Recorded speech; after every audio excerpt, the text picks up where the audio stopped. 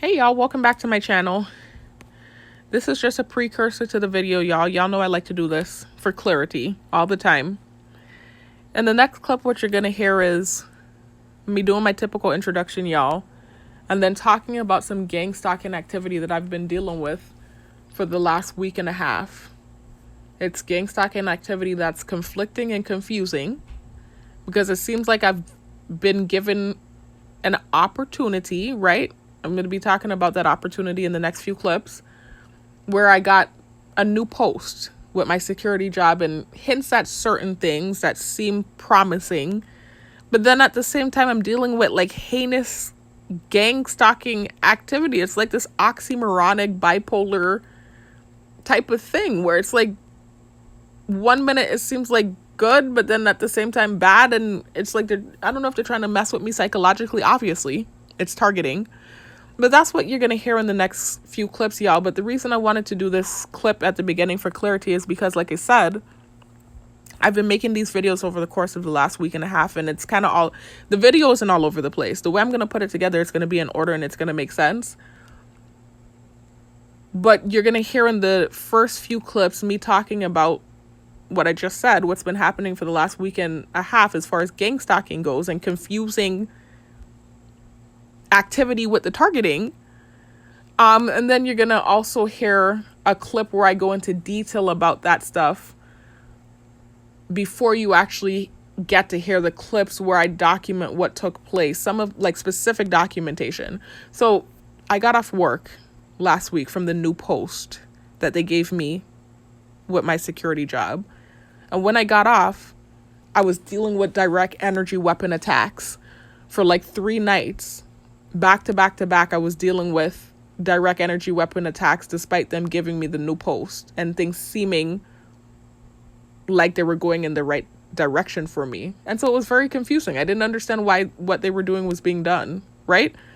So I have 3 nights worth of documentation, very short clips. One is like 8 minutes long, another one is 2 minutes long, another one is 1 minute long. So in the next clip, I start telling you that that's what you're going to hear in this video is basically documentation that I've taken over the course of the last week, direct documentation talking about energy weapon attacks basically. But then I kind of start going off on a tangent and going into detail about what's been happening for the last month and a half. And that's why I'm making this actually be part 2 to this video, where it kind of started, the sabotaging and gaslighting of the targeted individual. This is going to be part 2 to that video. Please listen to that video first before listening to this one, y'all. And then check out the other videos that follow, not the music. I mean, I would like you to listen to the music, but the other videos just documenting what's been happening over the last month and a half due to what took place in this video. Anyway, so I'm going to make this part 2 to that video.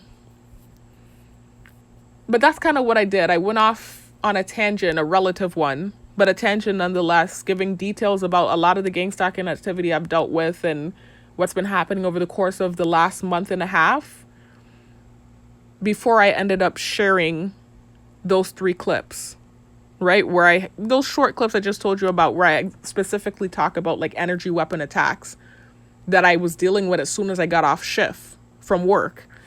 So what you're going to hear in the next clips are me saying what I'm saying now, that this video is about gang stalking activity and direct energy weapon attacks, and this confusing activity with the targeting where it's like they gave me a new post with my security job, but then outside of the post, they've been doing weird, heinous, antagonizing activity, direct energy or weapons attacks, etc., gang stalking, etc. So that's what I'm going to be talking about in those next 2 clips, those long clips, the 40 minutes and the hour-long clip. I'm going to tell you, right, that I'm going to share those 3 clips that I made after work where I was documenting the direct energy weapon attacks. I'm going to tell you that I'm going to share that in the next clip. But then I'm going to end up going off on a spiel and talking for about an hour and 40 minutes without having shared those 3 clips. So what you're going to see is those 3 clips at the end of the video. That's all I wanted to say here in this video. It's all going to make sense. It's all going to come together. The video's in order. It's cohesive. But just for clarity's sake, I wanted to do this precursor at the beginning of the video. So thank you for tuning in. Y'all just listen to what I've been going through for the last month and a half. It's just confusing, and I just want to document, man. If it were up to me, I wouldn't even make these videos anymore. I want to get out the targeting. But these confusing things happen. I feel like I have to defend myself or document, and I don't know. I don't understand it. Anyway, so I'll talk to you on the next one. Peace out. Hello, welcome back to my channel. If you're new to my channel, welcome. My name is Sharifa, and my poetry name is New Lily. If you're new to my channel, please check out the links located in the description box and comment section. And in both locations, you'll find an identical set of links. Links that lead to videos that talk about what started my targeting in 2020, as well as links that lead to videos that share information about the targeted individual program. Information about the tactics used on targets, information about the technology used on targets, and information about the program in general, y'all. The next 3 clips that you're going to hear are a compilation of videos I've taken over the course of the last 3 nights, documenting some heinous treatment and direct energy weapon attacks that I've been receiving for no reason. So I started this I'm still a security officer, y'all. It's not like it's a new job. It's not like a promotion where I'm getting paid more money. I'm getting paid the same amount of money. What it is I just was given a new post, and it's more of what's good about it is it's a secure post. So it's not like my hours fluctuate now that they've given me a secure post, and it's an 8-hour shift. So I'm getting more hours is what it is. And the good thing about it is it's less boring because, I mean, it's still like, hold on, y'all. I'm hearing somebody open the door, and I don't want my video getting interrupted. Let me stop the video, and I'll start back in a minute, y'all. Yeah, y'all, like I was saying, it's less boring. Not really, because you still have like hours on end where you're sitting there. It's security. Security is security. So it's a monitoring job and an observation job. So for hours on end, you are sitting there. And actually that works better for someone that's in school, which is what I'm about to start doing pretty soon, right? I told y'all already in one of the prior videos that I'm going back to school to get my master's degree, and then eventually my doctorate. So I want to get my PsyD in psychology in hopes of eventually becoming a neuropsychologist. This is obviously down the line. It's going to take years for me to do this if the Most High spares my life. But it's a process and steps that I have to take. So, I mean, the security works for me. It's always worked for me. I've done it for years. I was doing it in college all the way back in 2018 when I was in school. So it's a good job to have if you have other things going on, because you can multitask while it's happening. And so that's the good thing about security, right? So I'm not complaining about the job and the specifics. I've been doing it for years. So not to say less boring, but what I mean is with this job, it's more similar to some of the jobs I've worked in the past as far as administration, office work, clerical, etc. So if I'm in the computer, it's not complicated. It's simple what I'm doing, right? It's just dealing with badges, right? I'm dealing with a call center, and I'm doing certain things on the computer, right? And so this is why I was told I was given the position. She said she thought I would be good for the position because we're dealing with computers. So anyways, y'all, so I'm grateful for it, and it seems to somehow be, I'm not sure actually, to be honest with you. It seems kind of like it might be linked to my old job, the correction officer job, but I'm not sure. And I noticed around the time when they were hinting that they were going to give me another opportunity with the correction officer job like 2 weeks ago. That was around the time when they gave me this position here at my security job. And the office is located right next to the office where I had orientation for the correction officer job. So I don't know if it's linked or not, but it seems to have been a step in the right direction, is all I'm saying, right? So I'm grateful for that. But it's just like, in between all these horrible things are happening. It's like I'm given the opportunity, but then I'm dealing with heinous gang stalking activity at the same time. I'm just like, what's going on? It's like this confusing, conflicting thing that's happening. And so in the next 3 clips, what you're going to hear is me documenting what's been taking place over the course of the last 3 days. The last 3 days have been my first few days on the job or in this new position, and I've been dealing with a lot of heinous gang stalking activity. It's actually physical. It's not even just stupid little petty tactics. It's physical. The last clip you're gonna hear what happened today, I almost got in a car accident. They're using direct energy weapons on me, and it has a physical effect on my body. So that's what this is, y'all. It's just documentation because I don't understand what's going on. You're going to hear clips from the last 3 nights. Every night I've come home, I've dealt with some sort of gang stalking activity. The first clip you're going to hear, I'm telling you about how they flew a big fat cockroach at me. The second night, they had the direct energy weapon turned up all the way, and my ear was humming and popping. Tonight, they had the direct energy weapon turned up again.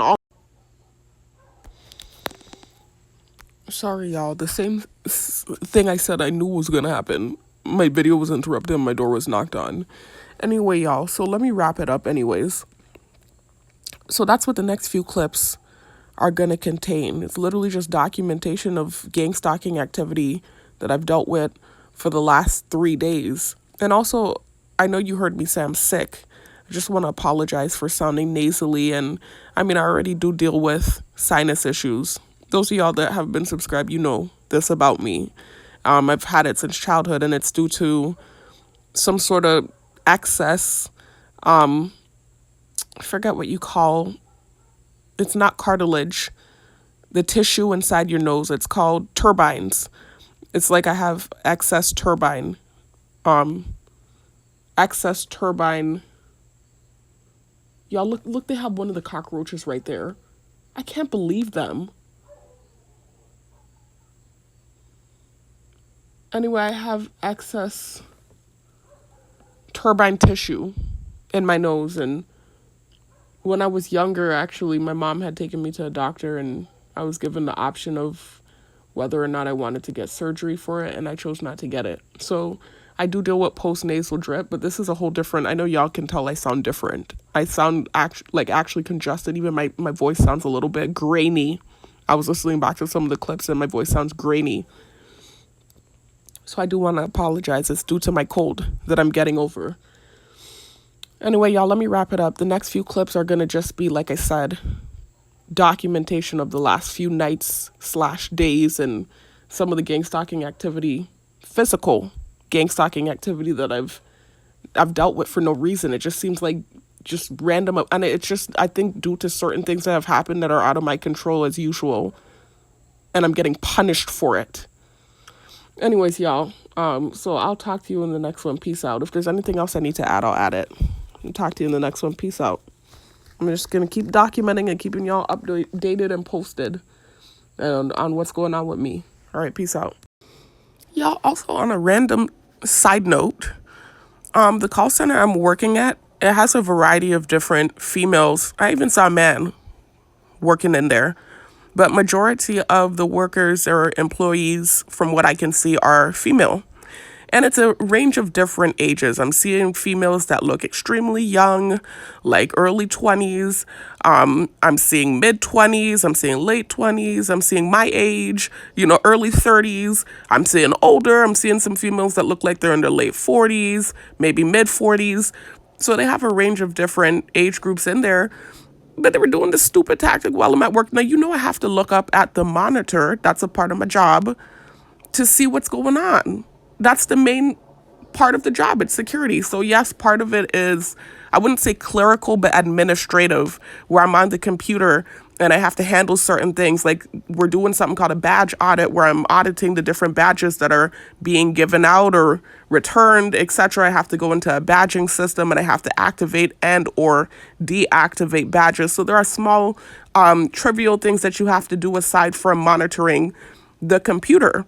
But the main job is to monitor and observe and watch what's going on.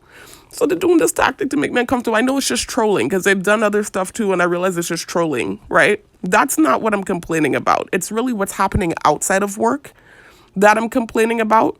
But I'm just mentioning this because I realized one of my former students is one of the employees there. So the tactic that's being used kind of makes me uncomfortable now too, because it's making me feel uncomfortable to look at the monitor when the females walk out of the building. But it's this thing where they walk back and forth. They'll be on the production floor handling cases and doing their job, and then sometimes they'll leave and they'll go outside to have lunch, or they're leaving for the day, whatever's going on, right? And I'm supposed to monitor the screen, especially when it gets later, like in the evening time, and they're leaving because they're females going to their car, and I'm security, I'm supposed to watch. They're gonna start flying the flybys specifically for these younger females, right? Hold on, y'all, let me go spit, I'm coming back. Yeah, y'all, I noticed specifically for the younger females, they'll use the fly insect drone to fly it by in the area. You know, fly it in my face, or fly it, land it on the table near me to make me feel uncomfortable. But like I said, they've been doing other gang stalking subliminal tactics too, like directed convo where they're mentioning water and being thirsty, or just some of the different false narratives that they've thrown at me. So I understand that to be a tactic of, again, them teaching me not to bear false witness. But you have to understand, I do have a level of PTSD and trauma from what I've dealt with over the last few years, especially with that specific narrative, because quote unquote, that's what started the targeting, was the text message I sent and then the false narrative they created from it. So you doing that is going to make me uncomfortable. And then of course I'm allowed to be on my phone.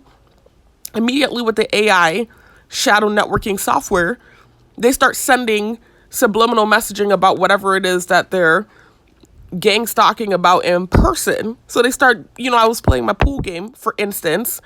The next person I played against, the avatar's name was Young, Young, insinuating something about these young females. Anyway, so there was this one young female that was there. They weren't really using her as much as the other two that were there, like the first day I had training. They kept flying to fly by. I was like, okay.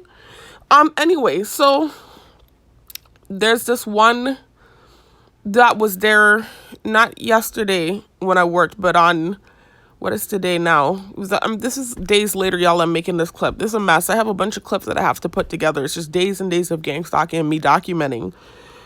It's Saturday now, so this was on Thursday during the daytime. And you have a bunch of psychopaths in the neighborhood that I live on, y'all. They're obsessed with me. It's so creepy. And they have nothing but time on their hands. Like, they sit there on their ass all day. They barely leave the house. And it's like they're excited and obsessed with my situation. And they have these unhealthy, psychotic attachments to me. Anyway, like I was saying, though, y'all, it's just nauseating. It makes me sick to my stomach. Like, sick. Like I could puke, vomit, barf. Anyway, like I was saying, though, y'all, so it was like Thursday when she was walking out, right? She was there the whole day, and that was the first day that she was there while I was there.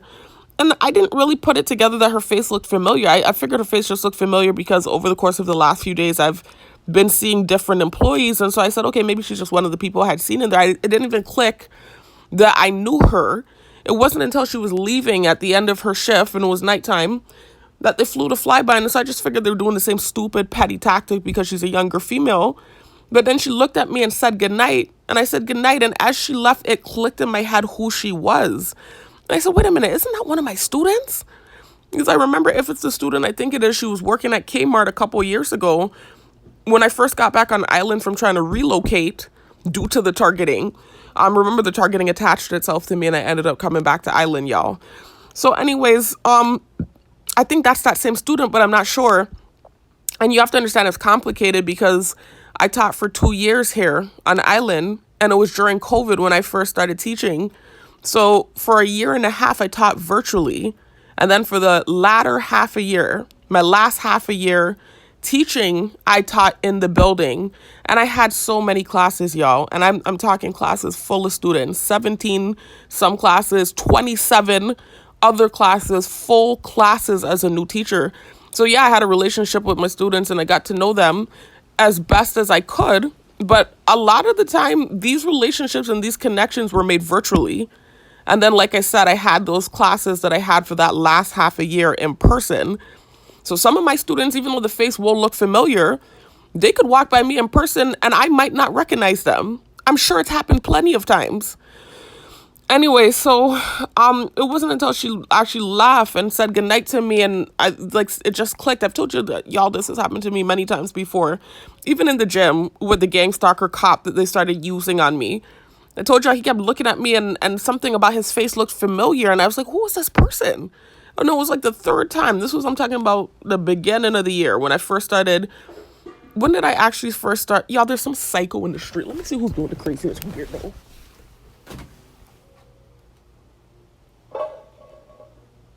Just weird stuff, y'all. Weird, creepy stuff.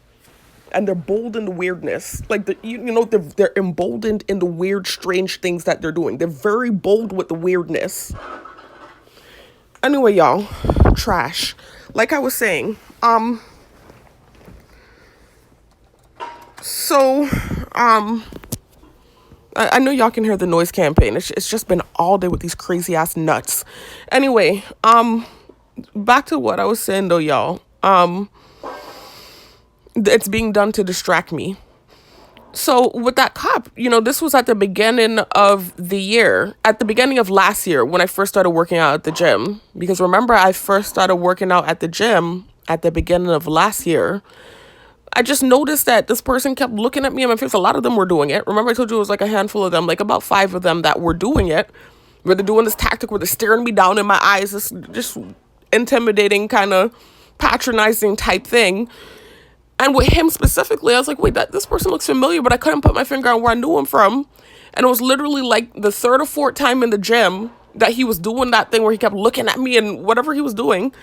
Then it clicked. It like literally instantly his name just popped in my head like an epiphany. And I said, oh shit, that's that cop from years ago that my sister, had like 1 or 2 dates with. I was like, oh shoot, they're using him as a gang stalker. So it was just like that kind of moment there. I'm not saying they're using my student as a gang stalker. I'm sure she authentically works there. That's not what I'm saying. I mean, she didn't do any gang stalking stuff. She was very polite to me. But I'm just saying it was one of those type of moments where I had been seeing her pass back and forth all day, all the other females too. And it wasn't until that moment where she was leaving and she told me goodnight that the face clicked in my head. And I said, oh shoot, I think that was my student. So I said, maybe that's why they flew the flyby in that moment. Because they know everything about me. They've done their research, y'all. They know things. It's just scary. They know so much about me, y'all. They have dug in my past. They know about former relationships. They know about what kind of clothes I like to wear. They know about the places I've lived on island. They know the kind of cars I've driven. They know the friends from my past. They know my foods that I like to eat. They have done thorough research. But what's creepy is you don't just have, like I said, law enforcement or the military doing the surveillance and creating this profile on me, but then you have random civilians. They're letting just about anyone and anything attach itself to my targeting. That's getting involved in the targeting and learning and getting obsessed with me, some of them. It's just scary, creepy stuff, this program. I don't like it. I don't like it or want it at all. Anyways, so that's what I'm dealing with, y'all. It's just crazy. The next thing though, I wanted to correct in one of the earlier clips where I said, it's having an effect on my body, the direct energy weapons. And I said that right after I said I almost got in a car accident. They were not using the direct energy weapon on me while I was driving. That's not what almost caused the accident. What they did was they used an insect drone and landed it on my chin, and it actually pinched my chin. And so I did a hard swerve to the right and I could have hit somebody. So not only are they jeopardizing me, but they're putting other people's lives in jeopardy as well when they do these tactics while I'm driving. And I've already talked about this, y'all. This is why they stopped sending the sensitization about the car accidents, because they know that's bullshit. Prior to my targeting, when it started in year 2020, at age 29, was I 28 or 29 when my targeting started? I think I was 28 making 29, y'all. Just so you can understand the ludicrousness of it all. Because I'm making 34 next month in December at the end of the year, if the Most High spares my life. So understand how long this has been happening to me. Anyway, prior to 2020 when the targeting started, I hadn't even gotten a speeding ticket, y'all. And I had been driving since age 15. I drove here on island. And I drove in the States on the interstate in Florida. The busy, crazy interstate. They drive crazy in Florida with all the 4-lane, 5-lane traffic. I drove on the I-95, Interstate 75, etc. And I never got in a car accident. I never got a speeding ticket. Nothing of that sort. Then after the targeting started here on Island in 2020, in those first 2 years of my targeting, I got in 3 back-to-back car accidents. And then at the beginning of this year, I got in my 4th car accident, all influenced by gang stalking and harassment and distraction. So these are the things that you go through as a target. And then you're vilified for it. Anyways, y'all, it's just a bunch of unfair, weird, creepy stuff that you do. You do not want to get caught in this thing. I keep saying it's the worst possible thing that can happen to a human here on Earth. It's worse than getting flung in jail. It's worse than anything you can think of. It is the worst thing to happen to a human being here on this earth. Anyway, so that's what's going on with that, y'all. There's something else I want to add in, right? There's another clip that I'm going to be sharing at the end of the video. I'm thinking, though, instead of sharing at the end of the video, I think I'm going to share it in the next clip. Before you hear the clips where I'm discussing the weird, creepy gang stalking activity that I've been dealing with for the last few days, before you hear those clips, there's a clip I want to share with you where I show you a picture of my work ID and my driver's license, my Virgin Islands driver's license picture. And there's a reason why I'm showing you both of those ID pictures. There's a video I made that I chose to delete that I'm now actually gonna insert into this video because it's just a part of all of the gang stalking and harassment I've dealt with over the last 2 months due to something that was out of my control. Like a prime example of what I've been dealing with. I told y'all when I had this interaction with the personal trainer from the gym's girlfriend. At this point now, it's been about 2 months ago. They were trying to do this bullying tactic. If you check out the recent videos that I've posted, you'll see the whole saga. Don't start here, y'all. Don't start at this video. This is just a continuation of documenting what I've been going through due to something that was out of my control.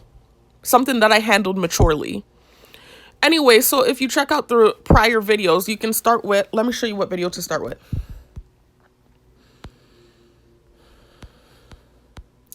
You can start with the sabotaging and gaslighting of the targeted individual, right? And you see the thumbnail with me in the graduation outfit, right? In that video, it looks long. It's 3 hours, but it's worth the watch.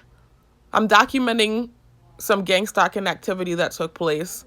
Okay, so it wasn't 2 months ago. It was about 2 months ago, though, because I know you all see it says 102 views and it says a month ago, but it's about to be 2 months ago. So it's a month and change ago that this happened, basically 2 months ago. Anyway, a couple months ago, some gang stalking activity took place. First of all, you'll hear an update about career. Speaking of career, because you know now that I'm working a new position with security and also that I'm planning to go back to school. But back then, I had a conversation with someone in my close circle who kind of led me, I'm trying to be careful with my words, I don't want problems, but who kind of led me to believe that I would be able to teach again. And, some reaction, how they gaslight you about the reactions you have. I had a reaction at the courthouse. I was dealing with the court for that same car accident I just mentioned, that 4th car accident that happened at the beginning of the year. I was at the courthouse dealing with those tickets. And before my case, I had to sit through a few other cases while the cameras are on me and while everyone's staring at me. So I had a PTSD reaction, and that was supposedly, subliminally, this is what they insinuated anyways. That's supposedly why I wasn't able to teach, right? Because they were hinting that I could have taught again. I was encouraged to apply. They all know what's going on, right? So they obviously were going to supposedly open the door for me to teach again. And so I was told to apply online, etc., etc. And then I had a PTSD reaction in the courthouse, and that opportunity all of a sudden disappeared. So you need to listen to that video, y'all. It's gaslighting, similar to the reaction I had today to other sensitization. The same reaction I've been having for the last 2 years, by the way, that they're now trying to capitalize off of as an excuse for the retribution I've been receiving for what happened with this dude's girlfriend. You think I'm stupid? I'm not dumb. And now what I'm talking about, y'all, is what took place what's taking place recently, right? Because it sounds like I'm all over the place. So if you listen to that sabotaging video, you'll hear what started the recent chain of events of gang stalking activity I've been dealing with recently. It's been really bad recently, y'all. Ever since this interaction that I had with the personal trainer's girlfriend about 2 months ago. And it was around the time frame when I thought I would be teaching again. Several things happened in that time period that led to amping up in the targeting and amping up in gang stalking. It was to the point where insinuations were made about recording me having sexual interactions in my apartment. That's why you see the next two videos after talking about what to do if someone secretly recorded you. And it says sex tape documentation or refutation or whatever the title of the video say. You know, weird stuff that I have to talk about and deal with. Here, one of the creepy people in the neighborhood now, y'all. Let the thing go off. Creepy people, man. Anyway, so it's just heinous, inhumane treatment, punishment for things that are out of my control. Just horrible stuff, y'all. So that's what was done in reaction to or as retribution for what took place with this guy's girlfriend. Something they set up, some bullying thing they were trying to do that backfired. And that was what the retribution was, them hinting at recording me in my apartment. And so I ended up making videos to defend myself, y'all. Hold on, y'all, let this vehicle drive by. Because that same vehicle was just revving and doing noise campaign on me. And their issue in that house is because their son was harassing me at the gas station about a year and change ago. And I made a video about it. Like, this is the crazy, delusional, weird stuff I'm dealing with in the targeting. Where things are done and then I defend myself and then I'm getting punished for it. And it's like they're blatantly and willfully, like, dead wrong. It's just ew to me. Like, it's like I cannot deal with it. And it's like I'm dealing with that in so many different avenues. Like, that's literally what I'm dealing with, where, oh, I just don't like this bitch. She's completely right. But because we're all collaboratively doing this together and we have the control and can do it, we're going to do whatever the fuck we want. It's horrible stuff. So anyways, just makes my skin crawl. Anyway, forgot what I was saying, man. So it was this bullying tactic that they were trying to do with this dude's girlfriend, right? And it stemmed from what I was just talking about, this teaching thing. No, that's not what it stemmed from. This just was all around the same time period where I thought I would be teaching again. And then I had this PTSD reaction in the courthouse and then I lost that opportunity. And then shortly after that, I had an interaction with someone in my close circle. I don't want to talk about this person too much because I get gaslit with that too. There were reasons why I brought this person up. They know full well what took place with that situation. Another gaslighting situation that created this big annoying, that thing that I don't even want to deal with. So something with this person in my close circle that came in my room asking me to do something with her hair. And I was helping her with her hair. And of course the crazy nuts that are attached to me in the neighborhood were doing weird stuff in the background. They were doing stuff with the insect drones, you know, trying to do this tactic where it was like conversation with innuendo. Like at first the convo she and I was having was normal, but then she inserted some innuendos in the conversation. Meanwhile, the whole time, even before she started doing that, they were doing noise campaigns in the background and diving the insect drone down and trying to create stuff, right? Create a reaction and create a situation. And so I did have a reaction similar to the reaction I had in the courthouse for the other sensitization that they're using as an excuse to supposedly have stopped me from teaching, right? That's supposedly the reason. So anyway, I had started having a reaction to sensitization and the things that were being done in the background while the cameras are on us as usual, right? The cameras stay on me like a circus act. And then I have reactions and then they use it as an excuse to punish me more. It's real sick, y'all. Anyway, so I started having a reaction in that room. You'll listen to that video, y'all. You'll hear the whole thing. And after she left, I still didn't make a video despite all the horrible stuff they were doing. I just like, screw them is how I felt with the noise campaigns in the back and the crazy, horrible things they do. I was like, I'm not making a video about this. I don't need to make a video about everything. They know full well what they were doing and why I reacted the way I did. But it wasn't until after the next day in the morning when I realized with the technology, they were sending sensitization about the interaction and trying to gaslight about my reaction. And so that was where I was like, no, I need to make a video about this. And so I made a video talking about the interaction that she and I had, what they were doing in the background, what they were doing with the insect drones, what came out of her own mouth, directed convo, kind of like telling me about her situation in a way, but also rubbing in the false narrative about what took place between the trainer and I.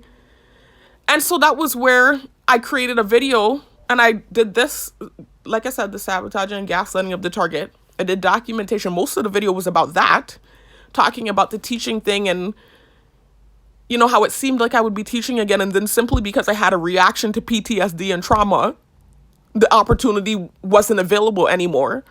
And then later in the video, you'll hear me documenting the interaction between she and I, what they were doing, the reaction I had, and the gaslighting that ensued. And then I mentioned the personal trainer and myself, and again reiterated what took place between him and I to dispel the false narrative, because they keep painting this false narrative. They keep trying to push this, I don't like, he don't like type thing. Like they're delusional and crazy. When I'm trying to scream at the top of my lungs, I don't like him. I'm not doing stuff. What are you talking about? It's like they're delusional and crazy is what it feels like. I feel like I'm in cuckoo land. Like, I don't understand it. Like, for the whole year, since the thing between him and I happened at the end of last year, they have been doing gang stalking activity, pushing dudes on top of me, guzzling water, insinuating that I'm thirsty, pushing him and his girlfriend on top of me, trying and hoping that I would care when I didn't. And then when I didn't care, they actually started or resorted to insulting me in the back room. Just crazy, weird stuff, y'all, that I have been dealing with. And through it all, I have remained humble and I have remained mature. Through it all. Look, one of the psychopaths in the neighborhood. Anyways, y'all, through it all, I have remained humble and I've remained mature. Even with the thirsty narrative, they know full well it's not true. They're as thirsty as can be. They're parched like desert animals. They're so desperate for my attention. It's freaking sickening. You could tell they had nothing to do in this neighborhood for years on top of years on top of years on top of years. And this is the most fun thing they've had to do in years, is interact with me and obsess over me like creepy people. Anyway, so back to what I was saying though. You could tell they had nothing to do for years on top of years on top of years on top of years on top of years. And this was like, something to do. Anyway, so it's an obsession, but it's also bias and subjectivity. Because you have to understand, a lot of the people in this neighborhood are good friends with my father. And so that's where it stems from. I try not to mention people in my videos, family members, friends, etc. But I have to mention that you hear them revving so you can understand the specificity and what I'm dealing with as far as bias goes, because there's like a lack of intelligence there where they can't intelligently look at something and say, okay, this is what's going on. I don't like this person, but this is what's going on. She's completely right. Let me sit this one out. No, it's I don't like her for whatever reason. I don't even know her. I don't like her. She's dead right in the situation, but I have this sick psychotic attachment and obsession with her. So I'm going to attach myself and push the false narrative, even though I know she's right. Because I'm biased and I'm subjective and I don't have the intelligence level to look at something objectively without personal feelings involved. Anyway, so even with that being the case, I don't give a rat's ass. You don't ever have to mess with me, right? I can live by myself and do my thing and be just fine, you know, and just interact with the people that I have to interact with. It's the fact that they have attachments to me. They have access to me with these cameras, and they're actually harassing me and inserting themselves in situations that doesn't concern them. Situations that they know I'm right into. You know how annoying that is? To be stuck around that? Anyways, it's just, every time I wake up, I feel like I want to barf. Anyway, like I was saying though,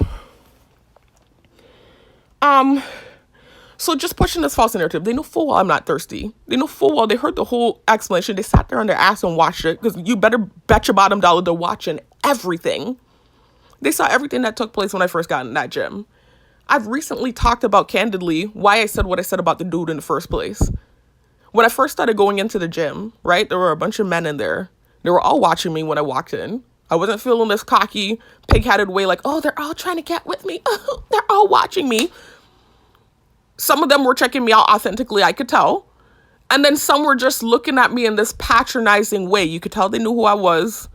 You could tell they're likely associated with the cyber stalking, cyberbullying guy that I've talked about in my full story, because I even recognized one of them from back in the day on Facebook that's associated with him, right? So that's what that was. It was this patronizing thing where they're purposely like staring me in my eyes and trying to act like they're trying to get my attention and check me out. It was like 5 of them doing it. The others were kind of staying to themselves. I saw them look, but they were minding their business. They weren't like doing this thing where they're staring me down in my eyes. And then they were helping me with the machines, a lot of them, even the ones that were doing the weird thing. So for me, I'm like, okay, this isn't too bad. I wasn't sure what to expect. I didn't know if I was going to go in there and deal with what I'm dealing with now, like straight up harsh treatment and bullying, or what would be happening. I didn't know. And so for it to just be a few of them doing that patronizing thing, that wasn't too bad. It was intimidating because I'm a low-key type person and I don't like that type of attention. Excuse me. But it wasn't too bad to the point where like, oh, I can't work out, or this is so uncomfortable. It wasn't a big deal. So the personal trainer dude was one of the dudes that were in there that wasn't doing the patronizing thing. And actually, he was one of the first people that I worked out next to when I got in the gym. As soon as I got in there, I got overwhelmed. You know, I saw these men in the main part. I remember the owner telling me that the back room was where most of the leg equipment was. So immediately I dived to the back room. I said, let me just go straight to the back room. I see all these men watching me. I'm like, this is uncomfortable. I already know the cameras are on me. I dove straight to the back room. So I go to the back room, right? And I'm working out. I sit on the adductor machine. I start doing adductors. He comes into the back room and he has this big loud speaker playing music. It was like boom, bada, bum, ba, bum. You know, lit up the whole room. I had earphones and I could hear his music through my earphones. And he started doing squats on one of the machines, right? And so I remember kind of feeling overwhelmed, but it was just one person and he wasn't doing the thing where he's staring me down like some of the other ones. So I just, ignored him. I continued to do my thing. Then he came over to me. He said, hey, I'm sorry. He said, is this music too loud for you? I said, no. I said, it's fine. No problem. He said, okay. He go back to doing his squats. So I got up from the adductor machine and I started using this machine I don't use anymore. It's like this kickback machine that works out your hamstrings. And I wasn't using it correctly. So similar to the other dudes, he showed me how to use it. And at the time, I didn't know he was a personal trainer. I thought he was just like these other dudes in there, just working out. So I told him, thank you. I used it. I went out to the outside area. I used some of the squat machines out there. One of the guys helped me that was doing the thing where they're staring me in the eyes and whatever. But that was as far as it went. It wasn't too bad. I was able to work out. They were all helpful for the most part. That was it. It wasn't until, I want to say like maybe 2 weeks into my working out that they stuck this cocky seeming dude on top of me. Like he just had this persona that was like up to me. Like he came in with this kind of like way where he was moving. I could tell it was gang stalking. And he came right next to me and he kept like doing this thing. It was like he became a permanent part of my workout routine where he kept coming next to me and working out and just moving this cocky kind of pompous, annoying way and looking me down and stuff. And I was just like, I've dealt with it long enough. Prior to the targeting, like I said, I had dealt with dudes trying to set me up due to this weird ass situation that happened with this guy that I spoke to. I was never with. I had a relation, not relationship, with over a decade ago. And because I was accusatory, that's the one time I truly did bear false witness. And it was due to trauma from my ex-boyfriend, the one that I've talked about in my full story that led me on, took my virginity, etc., etc. So I was talking to him virtually for about 2 to 3 years. And while I was talking to him virtually, off and on, I was still dealing with this boyfriend that had been leading me on. And so I had that trauma and I was accusatory towards him and I felt like he was setting me up. There was something going on with my roommate at the time that was from the same island as me. She and I started having friction, I, and my sister. And I was telling him about it. And then like about a year into me telling, this is a cyber stalking, cyberbullying guy, telling him all her business and my business. I never said her name. He randomly came to me, after a whole year of me running my mouth about this female and asked me, is her name so-and-so? Like he figured out who she was. And it was kind of strange the way he explained that he figured it out because I didn't give him the details of who she was.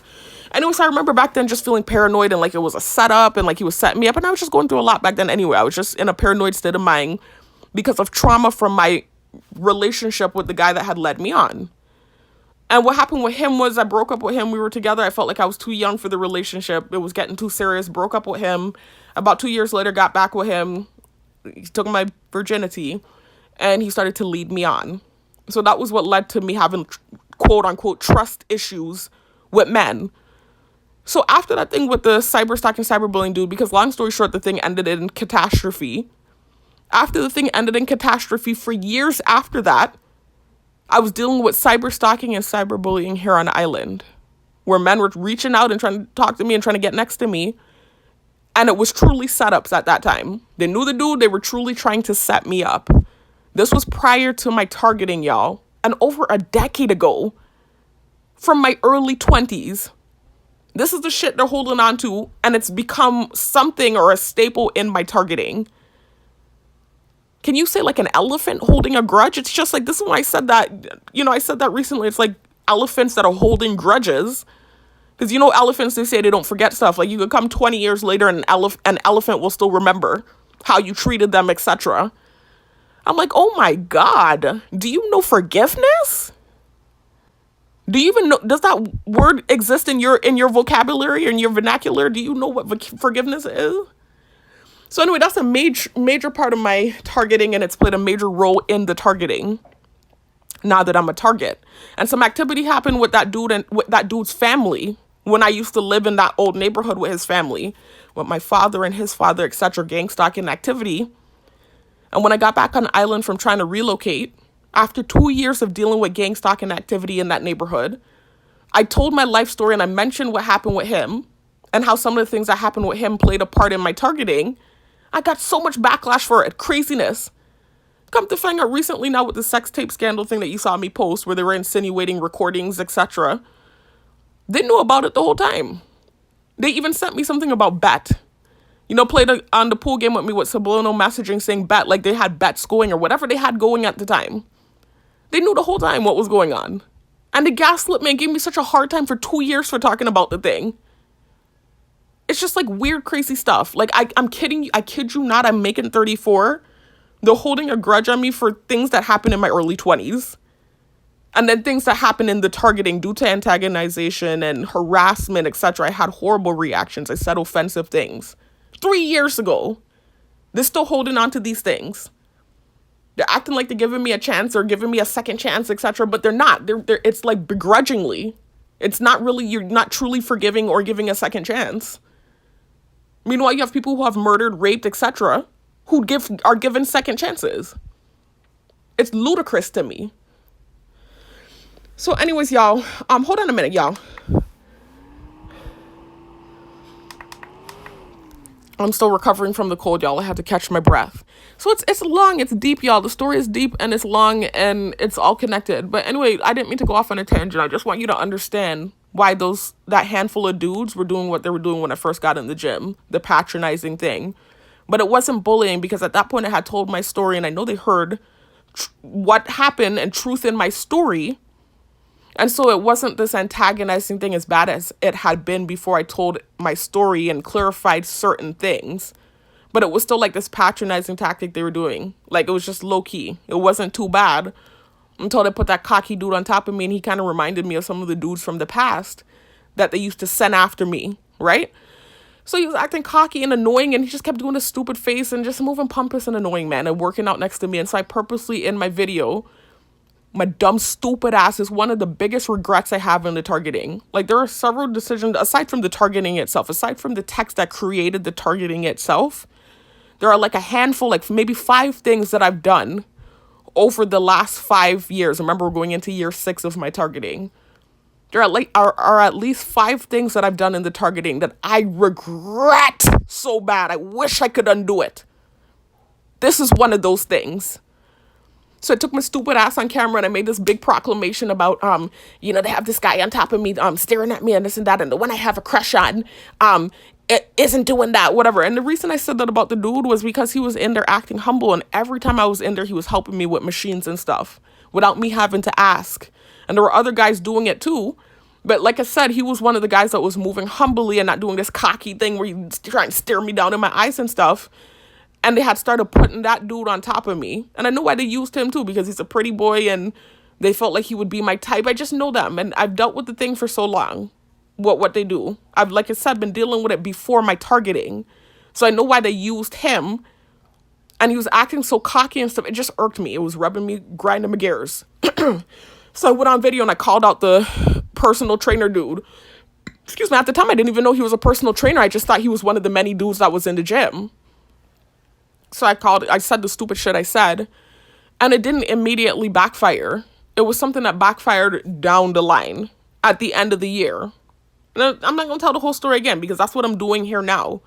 It's just, it's this weird, creepy thing where they know full well what took place, and they're still painting these false narratives about the situation and having like these obsessed attachments to the situation. I don't understand it. So anyway, after I said whatever I said, things continued. He continued to work out around me. He wasn't doing anything. He wasn't acting over the top or crazy. It's not like he started gang stalking and immediately trying to like, you know, they keep trying to insinuate pretend and like he was pretending an actor and this and that and da-da-da. What are you talking about? He was in there working out before I ever said anything. And he continued to do that. Nothing changed. He continued to be there and work out as a personal trainer. We didn't have a relationship. He didn't ask me on a date. We didn't go on a date and I start giving me hard eyes and all that. None of that happened. It's like they're delusional. The same dude that I talked about in these sex tape videos, if you want to talk about pretend, like the sushi guy, I don't want to mention him again. Please, God, because I started doing some gang stalking, gaslighting stuff with that too. That was pretend. He at least picked me up a couple times, bought me something to eat. That was pretend. Not a personal trainer that was working out in the gym before I said anything and that continued to work out in the gym. We didn't have anything. He continued to work out. The only one thing he did months later was ask me to go on a hike with him and other people. It wasn't a date. He didn't say, hey, boo, let's go on a date. Or start giving me hard eyes. He asked me to go on a hike with several other people that were in the gym. And I didn't go. And I had his number and I didn't use it either. And so I had it for the whole year. So no, how's that for thirsty? And I never used it. Actually, he added me on Facebook. I didn't even see the friend request. I have so many in my inbox. I just recently discovered he was following me on Facebook. He's in the follower category because I didn't add him. I didn't even see his friend requests.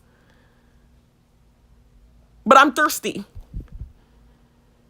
Anyway, so because they know the delusional and crazy, you know. It's just a hanging on because I humiliated him that day when I reacted to what he was doing to me randomly for a whole month. That's what this whole year has been about. In addition to low-key grudges they already had against me. That's what it is. Bias and subjectivity.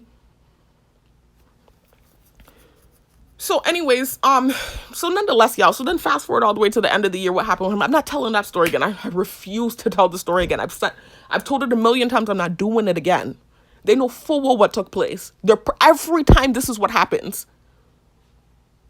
2 weeks will pass and then the same thing, like the retarded or like, you know, the Men in Black, where Will Smith waves the wand in front of the person and erases their memory. They act like they're having selective amnesia. And like they don't remember what took place. And they're painting the false narrative again. Bias and subjectivity. So anyways, so at the end of the year, whatever happened with him happened with him. I'm not telling the story again. Where he started doing whatever he started doing for a whole month randomly after I had been working out with the man for a whole year. They're trying to make it like it's about the white people thing. About what I shared in my car 3 years ago. Out of anger. Reactive abuse. Mind you, some of the people whose offensive content that I was sharing out of anger, they've used as gang stalkers in the targeting. They were in the purple suits on the side of the road and you had people beeping them and hailing them up. So what is this really about? Stop the bullshit. So anyways, stupid, dumb crap thinking you can manipulate and make me feel crazy and gaslight about what's really happening. It's just weird stuff, man. Anyway, so it's this weird thing now where they're trying to like hardcore push, you know, like the offensive stuff I shared, as if that's why he randomly at the end of the year after me working out with him for a whole year, why he randomly started doing that for a month. It's just weird what they're trying to do. I'm like, just let it go at this point. Because y'all did so much for the whole year, just let it go and leave me be. That's what you could do. They're still doing that though, like pushing this thing. It's just this weird thing they're trying to do. So anyways, with his girlfriend now. So I talked about it at the end of this video because of what happened with the person in my close circle and what they were trying to do in the background.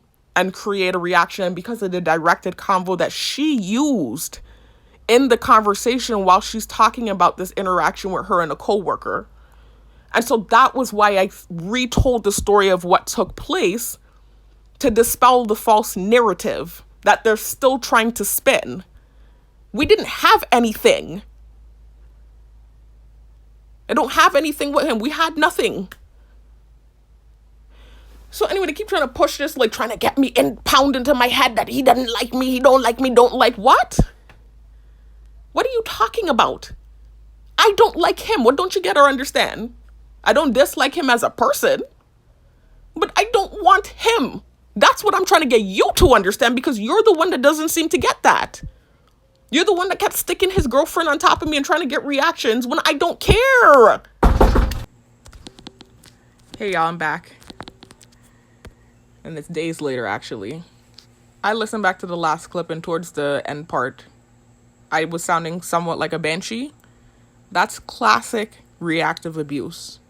If you've been keeping up with these videos, y'all, over the course of the last 2 months, or month and change, whatever, you'll hear the progression in how I sound in the videos, where in what, the beginning videos, I'm sounding more humble and like I'm exhibiting humility and I'm dealing with what's an unfair situation maturely. And then the more they antagonize and harass me, and the more tactics they use, and the more punishment I receive and heinous treatment, the more reactive I become. And as the videos progress, you can hear more and more and more how I'm sounding like a banshee. Because they're actually tormenting me over the situation. They're harassing me all day long in the neighborhood because they're angry about how the situation turned out. I'm dealing with it when I leave the house, certain tactics being done. I already showed you all the videos where they were insinuating having recorded me in my apartment. It's just been a month and change of really horrible stuff. And I'm handling the situation maturely. And it seems like the more mature I am, it's like the more punishment I'm receiving. So it got to the point where, like, for the last 2 days, I've been extremely reactive. I mean, like, screaming to the top of my lungs, just giving the classic targeted individual reaction that seems to be sought. It almost seems like that's the reaction that they're seeking. And when you're calm and level-headed, more is happening. You can see the rant video where I told you there was a day where I had to say my prayers, because I'm like, I'm not reacting nastily. I'm sitting here calm. They're actually doing like they're trying to get my attention. And it's to the point where I had to say my prayers. I was like, no, man, this is definitely spiritual warfare. Anyway, so that's what that last clip was, y'all, where I started, like, the decibel and the tone and pitch started getting real high and it started sounding like a banshee. That's reactive abuse. That's what that is. And me being fed up and up to the roof with it. I'm so tired of the situation. Anyways, y'all, one thing I want to mention real quick. I'm gonna hurry up and finish the video. I had a few more points to make, and then I'm gonna wrap it up, and I have a bunch of clips I need to put together. Just check out all these videos though, y'all. I said this in the last clip. Start here at the sabotaging video with the graduation outfit on, and just go from there and check out these videos and listen to all of them. Obviously not the scuba video. That's a poem. I mean, you can listen to it. I would like you to listen to my poetry, my music, but that's not a part of these last few videos or the overdue video. That's poetry. I'm talking about the content videos. The 2 sex tape videos that follow the sabotaging video. The 3 rant videos where you'll hear me talking about how it seems like they want you to be angry and wrathful. And then the gaslight and say change. Like, it doesn't make sense to me. I'm acting humble. I'm not reacting angrily because that's what you're telling me to change. To not act like a bitch or reactive to abuse. But nonetheless, as unrealistic as that is, I'm actually doing it. I've been acting humble. I've been acting mature about all the tactics being used. About the punishment that's for things that are out of my control. I've been acting humble. And I'm still getting punished for it. So that's where you start seeing, like, the videos progressively getting more and more raunchy. And then this video where it's like, it seems like I'm in a certain part of the video, that's why you heard the loud knocking at the end of the last clip. That was someone in my close circle knocking, telling me I was being too loud. And then you have one of the crazy people in the background making loud noises in the background. It's just crazy, delusional stuff.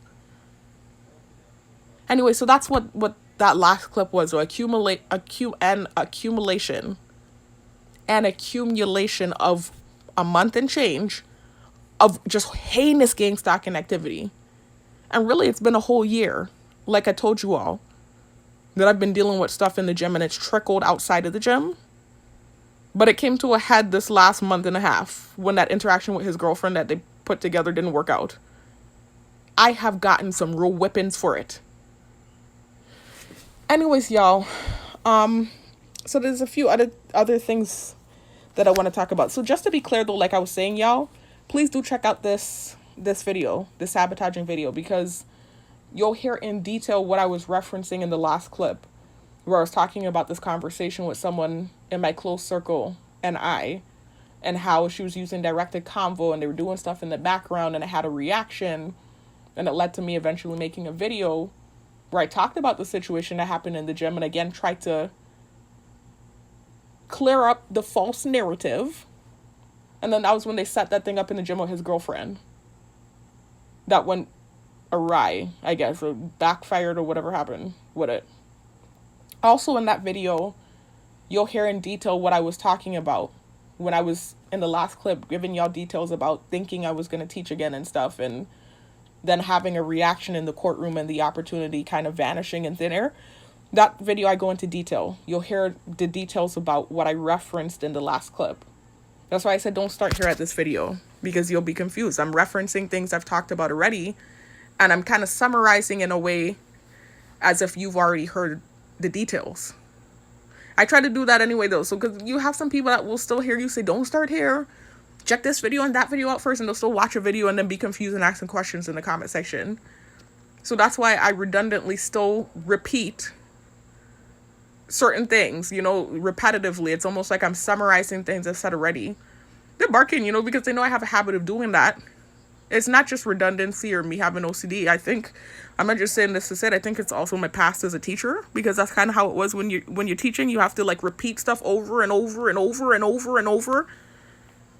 So it's the same thing. That's why my videos are styled the way they are styled, because I want to make sure you understand where I'm coming from. It's very important to me because this is my life. Anyway, so yeah, I had wrote some notes about the things I want to talk about. There's a few other things that I want to talk about. Hold on a second, y'all. Sorry. I just noticed something here I was trying to fix. Okay, there's a few other things that I wanted to talk about before I end the video. And I don't want the video to be too long. I think I'm already at an hour or an hour and change. So I want to hurry up and talk about a few other points and then wrap the video up. So let me get back to that ID thing, because I did go off on a tangent and started to rehash what's been going on this last month and a half due to the interaction that happened between the personal trainer's girlfriend and myself that led to some heinous gang stalking activity. I wrote some notes here. So there's a clip I'm going to add to the video. As a matter of fact, it's going to be the clip after this one, where I'm going to be showing y'all a picture of my ID for the new position that I'm working. I'm still a security officer, like I said. I just got a new post, is what it is. And it's a classy post, and I like it, and I appreciate it, and I'm not trying to say anything negative or sound ungrateful. But I'm just letting you know it's not like a new job. It's just a new, and it's not like a promotion either. I mean, I guess you could kind of say because of the type of post it is, but it's not like I'm getting more pay or something like that. Anyway, going off on a tangent. So for that new post that I was telling y'all about in the last clip, they made me take an ID picture, and they couldn't help themselves. They still had to insert the bullying and kind of trying to get a knuck back for whatever didn't work out with the girlfriend, because what they were trying to do with the girlfriend ended up happening with, thank God things work out the way it does, ended up happening with this ID picture for the new post. I'm photogenic, y'all. Most of my pictures come out nice, actually. I just need natural light and I can take a nice picture. Or actually light in the house. It doesn't have to be natural light. It doesn't have to be the sunlight. It can be light in the house, as long as it's a decent, clear, visible pic. It typically comes out nice. But what happened is with this pic, it was in this dull blue light. It's in the office. You know how office light is. My hair was scraped up in a bun. I was basity because I have the sensitization of pictures. And even when they said take a pic, I saw some smirking going on. So you know it's this running thing because of what took place with this guy's girlfriend. Again, y'all, check out the end of this sabotaging video with me in the graduation outfit. That thumbnail, that video I told y'all to check out. At the end of that video, I go into detail about what took place between a personal trainer's girlfriend and myself. Anyway, so this picture didn't come out good. I was flaring my nose. I was bassety and feeling awkward. I had scraped my hair up in a bun, to look professional. I didn't prepare for a picture.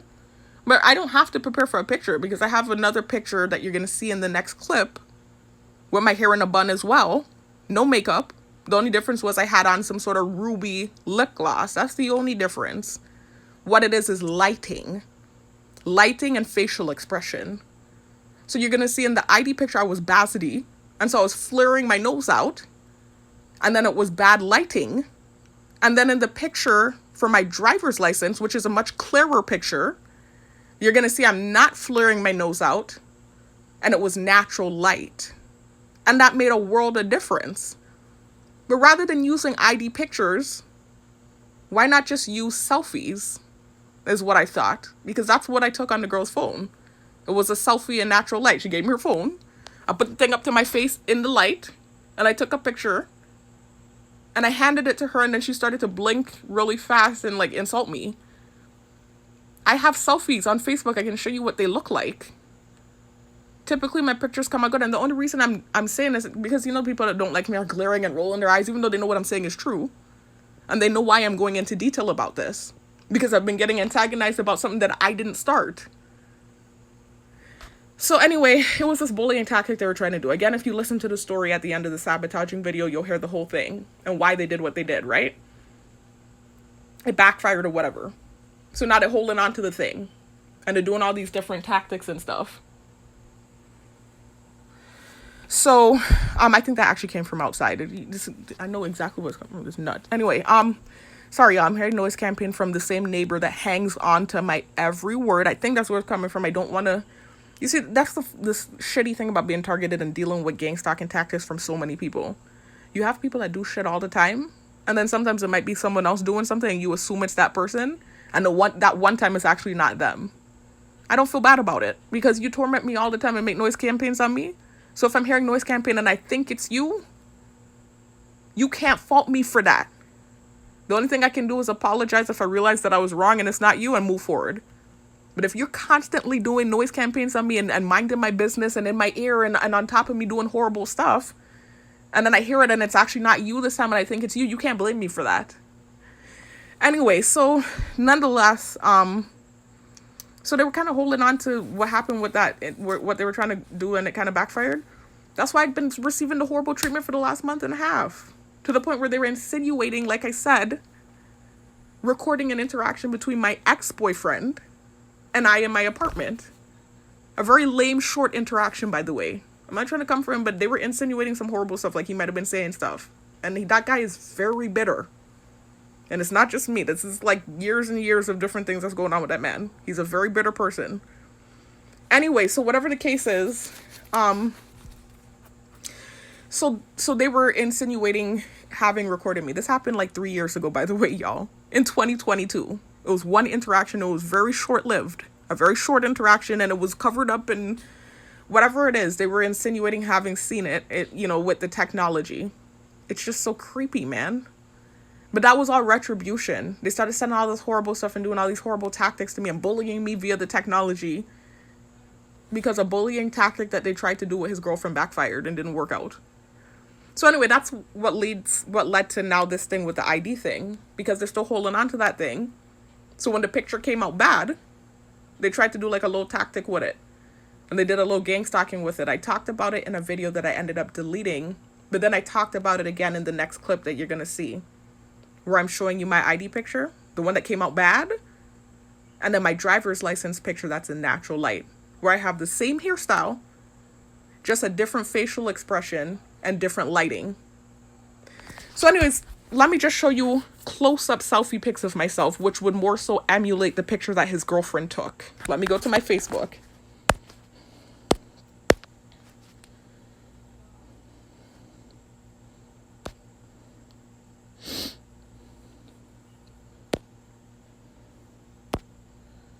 This is filter, y'all. So I'm not going to show you. I'm not going to use this as an example. That's my 30th birthday. That's filter. This is not. This is a natural picture, but this isn't even what I'm trying to show you either. That's a natural picture. That's similar to like the pic I took on her phone.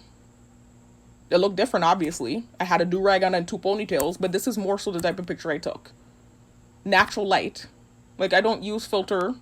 I don't wear makeup. You can say I have lip gloss on and I shade my eyebrows in. I don't wear makeup. I don't wear eyelashes.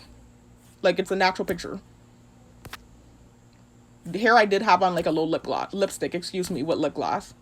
I don't wear foundation. I don't put on eyelashes. I'm not coming for anyone that does that. There are girls that do that and they look amazing. So I'm not coming for you if you do that. If I'm having a big event and I have somebody that can put it on for me, then hell, shit, I would do it too. But I don't care to wear all that stuff on my face and I don't need it. So this is what I'm doing. I take natural pics and they come out good. And the only reason, again, that I'm saying this is not to sound cocky or like I'm bragging, but it's in reaction to what they were doing and trying to bully me. So anyways, that's more similar to the pic that I took on her phone. Not an ID picture. One that came out bad, by the way. So anyway, in the next clip, you're going to see me talking a little bit about the situation and a comparison of the 2 pictures. Because like I said, after the picture thing happened, then some gang stalking stuff took place. They set up because the picture came out bad. I'm like, this isn't doing anything and it's not taken away from what happened in that moment with his girlfriend. That's why y'all punished me for like a whole month and a half after it, even though it wasn't my fault. Anyway, so the next thing I want to talk about, y'all. So I said talk about the ID thing. Oh my God, the white people sensitization. That's kind of what I was talking about at the tail end of the last video. I'm so over this topic too, y'all. It's just exhausting. So I just wanted to like go into more detail about what they're doing with the white people thing, right? And I hate saying the white people thing. I feel like I'm in like the 20s or 30s where they're saying the colored folks and the white folks. Like I feel like we went back in time. Like the way I'm specifying race and stuff, like we're in such a different age now. It's like weird. It's a liberal time and it's just a weird scenario to be in where I'm saying the white people. Like it just sounds weird to me, to my ears, but I don't know what else to say. So anyways, this sensitized me like crazy recently. Yeah, it's been a staple in the targeting, of course. That's part of why it went viral. When I was in the States, in my car in Florida, I've said it in like almost, I want to say half of, like 50% of my videos have talked about this topic. I sat in my car in Florida, I don't need to tell the story again, and I shared offensive content. That was part of it. Offensive Hebrew Israelite propaganda. I talked about the fact that I grew up in a household that was Christian and Rastafari my whole life. I went to private school for most of my life. From nursery all the way up to 7th grade, I went to private school. Like the main private school on this island. My mom was a dean at that school. I went to that school all the way up to 7th grade. It was a very diverse setting. I was in class with every different ethnicity you could think of. And most of my teachers were white, just so you can understand. I'm friends with one on Facebook right now. She still likes my stuff. When the thing popped off and I first got back on the island, there was another one that wrote me. And I was so embarrassed I blocked her. That's so terrible, but I was so humiliated I blocked her. The other one I'm still friends with on Facebook. She still likes my stuff. I'm pretty sure she heard about the thing. So anyways, nonetheless, I'm just trying to let you understand it's not like I grew up in some sort of sheltered cult, because this is how they're trying to paint it, like some sheltered cult where I was being taught horrible things. That's not what took place. That's not what it is. What it is I grew up in a free household, free up household. My dad was Rastafari, my mom was Christian. We were, I guess you could say, Christian. Not Christian in the sense where we're going to church every Sunday. We were never that type of Christian. My grandparents were. The grandparents whose house I live in. We would go to church with them sometimes, but we weren't that type of Christian. It was like every Sunday we read the Bible. Read the Bible. Follow it strictly. My dad was kind of strict. You know, we had certain things that we couldn't do. We couldn't eat pork. Couldn't have boyfriends until like a later age. That type of stuff, like, you know, regular, I could think you could say like strict island household, but it wasn't super strict. I used to go out in high school and have fun and stuff. Anyway, it wasn't until like late high school, like, I don't remember what grade, to be honest with you. It was in high school though. Excuse me. It was in high school where I learned the Hebrew Israelite stuff. Oh yeah, back to what I was saying though. So yeah, I went to that private school all the way up until 7th grade. And then 8th grade, I went to private school as well. It was a different private school. It was a Catholic private school that I went to in 8th grade, which was also a diverse setting. And then 9th through 12th grade, I went to public school where I was around more black people, but it doesn't matter. Even in that school, they had some students that were not black. We're in a diverse time. I'm on a diverse island, but I'm just trying to let you understand my background. I didn't grow up in like some cult where we were taught like offensive stuff. That's not how that worked. I didn't learn the Hebrew Israelite stuff until high school. And even when we learned it, we were never those tyrannical type of Hebrews. And we were not associated with that group that wears the purple. I'm not trying to come for them. I don't have a problem with them at all. Everybody has a right to believe whatever. It's supposed to be a free country where you have freedom of speech, right? I mean, I'm not saying you should push hateful stuff, but I'm just saying I'm not coming for them. I don't have a problem with them. I'm just saying we're not associated with them. And we were not sharing that stuff. I don't have a history of sharing that stuff. I knew about it. I'm not going to lie. There are some Hebrews that believe what they believe, and then you have others that don't. You have Hebrews that are mulatto, half white, half black, that are in it, the Hebrew church. You have some Hebrew churches that have white people in it. I kid you not, you can look it up online. I can type it in. Let me type it in right now. Let me type it in right now. No, I just want to prove a point. I'm just trying to prove something. I'm really just trying to prove something right now. Let me just type white. This is a lot. I don't even want to talk about this stuff. I'm like so over it, but they're really amping up. And what they're doing is they're trying to excuse the stuff they've been doing to me in the gym because of what happened with that personal trainer. They're trying to excuse it and make it be like it's about the white people thing. That's not the case. Or why wasn't he doing that stuff the whole year? It just doesn't make sense. That's not the case. You're gaslighting. Anyway, whatever it is.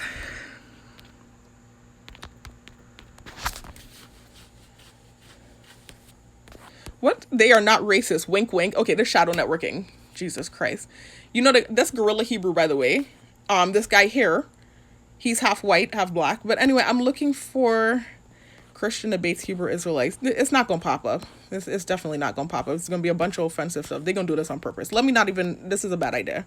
Let me not do this. Y'all, I kid you not, they know I don't lie. I could call my sister right now and confirm it. I almost feel like I want to because they like to paint it like a lie. Right? When they know full well I don't.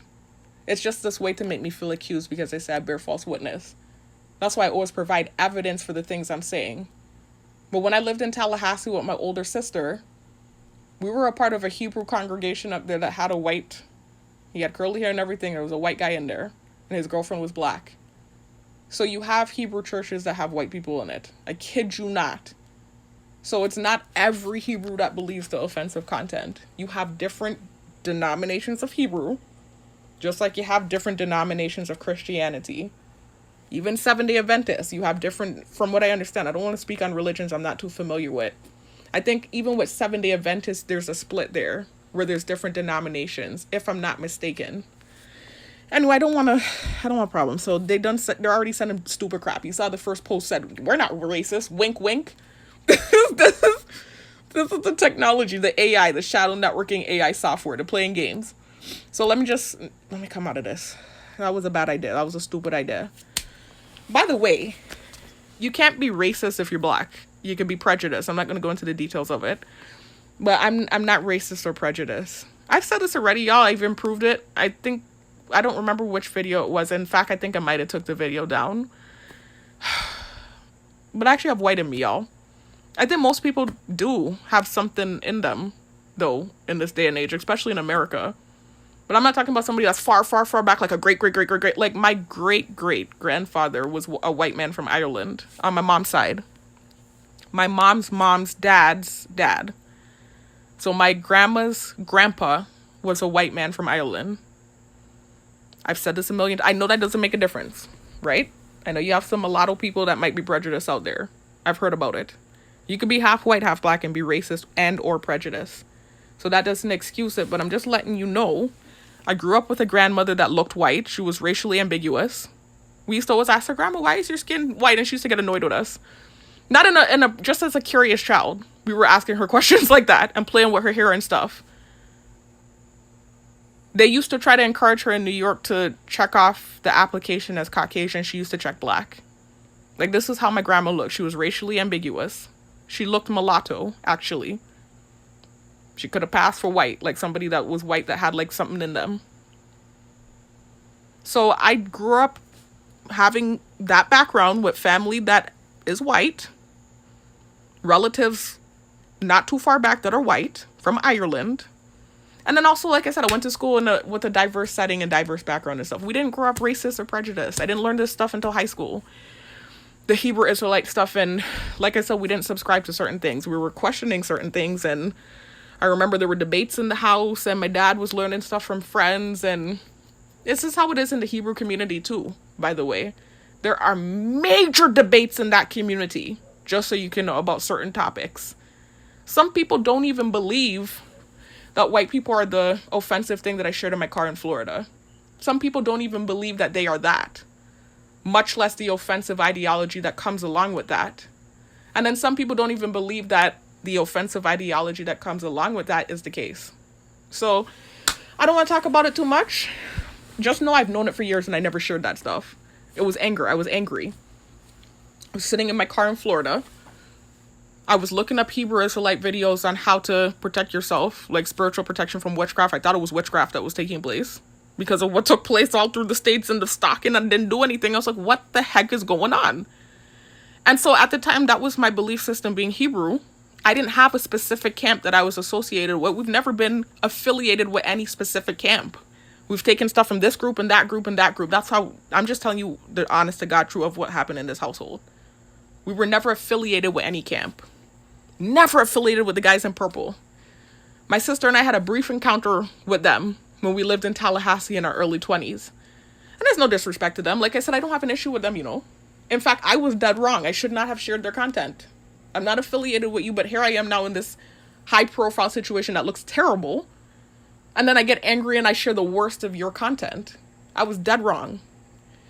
So anyways, never affiliated with them though. And in my early 20s, my sister and I, we were just trying to get into like believing God and whatever our belief was going to be. And, you know, we had learned whatever in high school. And so we were obviously on the path of Hebrew. And we were finding different groups and stuff. And we did come across those guys in purple. And we didn't agree with all the stuff they were saying. And then, you know, some of them added us on Facebook and they started trying to tell us what to wear and stuff. And not like I can't be a submissive woman. I can. And I do believe a man should lead the household and you should humble yourself to men. And that's if you believe in the Bible, that's how it should be, honestly. But it was just a bit extreme. Like some of the stuff they believe was a little extreme for us. And then also it's just like, it felt like, whoa, right away, like added us on Facebook and started like this picture and that picture and like getting on us about certain pictures we had up, and it just wasn't, it didn't align with us. No disrespect to them again. I feel like I have to keep saying it because I have a bad tendency to put my foot in my mouth and get in problems and offend people. I'm just telling you the honest to God truth of my history with them. That was it. In my early 20s, when me and my sister were trying to get on the right track as far as God goes. And that was our belief system, being Hebrew. And so we were playing around with different Hebrew groups and we came across them and we were like, whoa, okay, no thank you. No disrespect, but this ain't it. And then we ended up, like I said, talking to some girls that we met, and that was where we kind of got affiliated with these Hebrews that had, like I said, the white guy in the church, and he was with a black girl, and he had African sculptures in his house. So anyways, that's what was going on. And to me, it just, with that ideology too, with the Hebrew Israelite thing, that offensive one, that one always didn't sit right with me because I didn't understand the breakdown of it. I need to learn the Bible more first anyway. I don't know it fully. I never learned it fully, and that's my fault. That's flaw in me. I need to learn it better. I know certain things. I know like the main stories. But like specifically with that offensive thing that we were actually debating about in high school anyway, when it was brought into the house, it never sat right with me. It's like the explanation that they gave for it, for why 3:16 isn't talking about the whole world. Like Matthew 3:16 said Jesus came to save the whole world. And so they gave like this explanation when you're talking about that specific offensive ideology. The explanation they gave didn't make sense to me, is all I'm saying. You know, I'm not trying to, like I said, knock anybody or the belief system or what your perception of the Bible is. Because it's left to the interpretation. You know, it's like, that's why you have so many different religions out there. Because all these different people have these different perceptions of what they read. So you have a right to believe what you believe. I'm not coming for what you think or what you believe, but I'm just saying that one thing didn't sit right with me. because the way they explained it, to me, it didn't explain why it wouldn't be the whole world. It didn't make sense to me, that part. So anyways, and they know full well too, right? Because they've been digging into my past with the crazy shit, right? And they actually dug up my ex-boyfriend, James. They actually dug until they found him. He's white.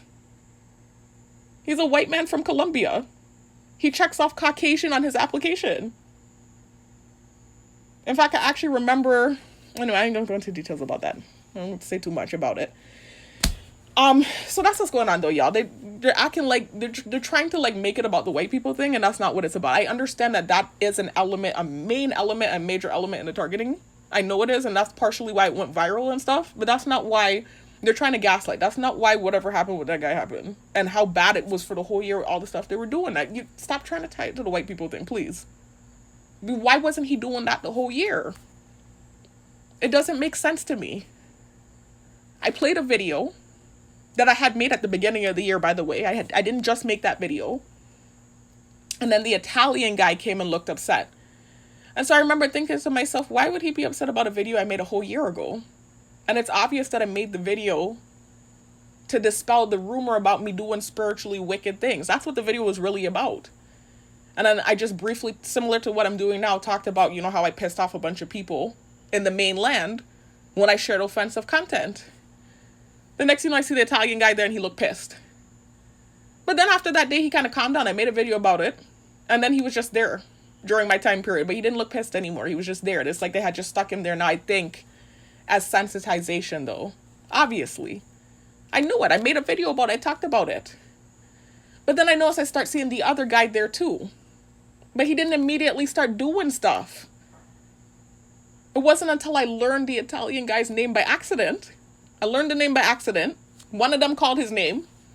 And his name started popping in my head like crazy. Pop, pop, pop, pop, pop. It was so embarrassing.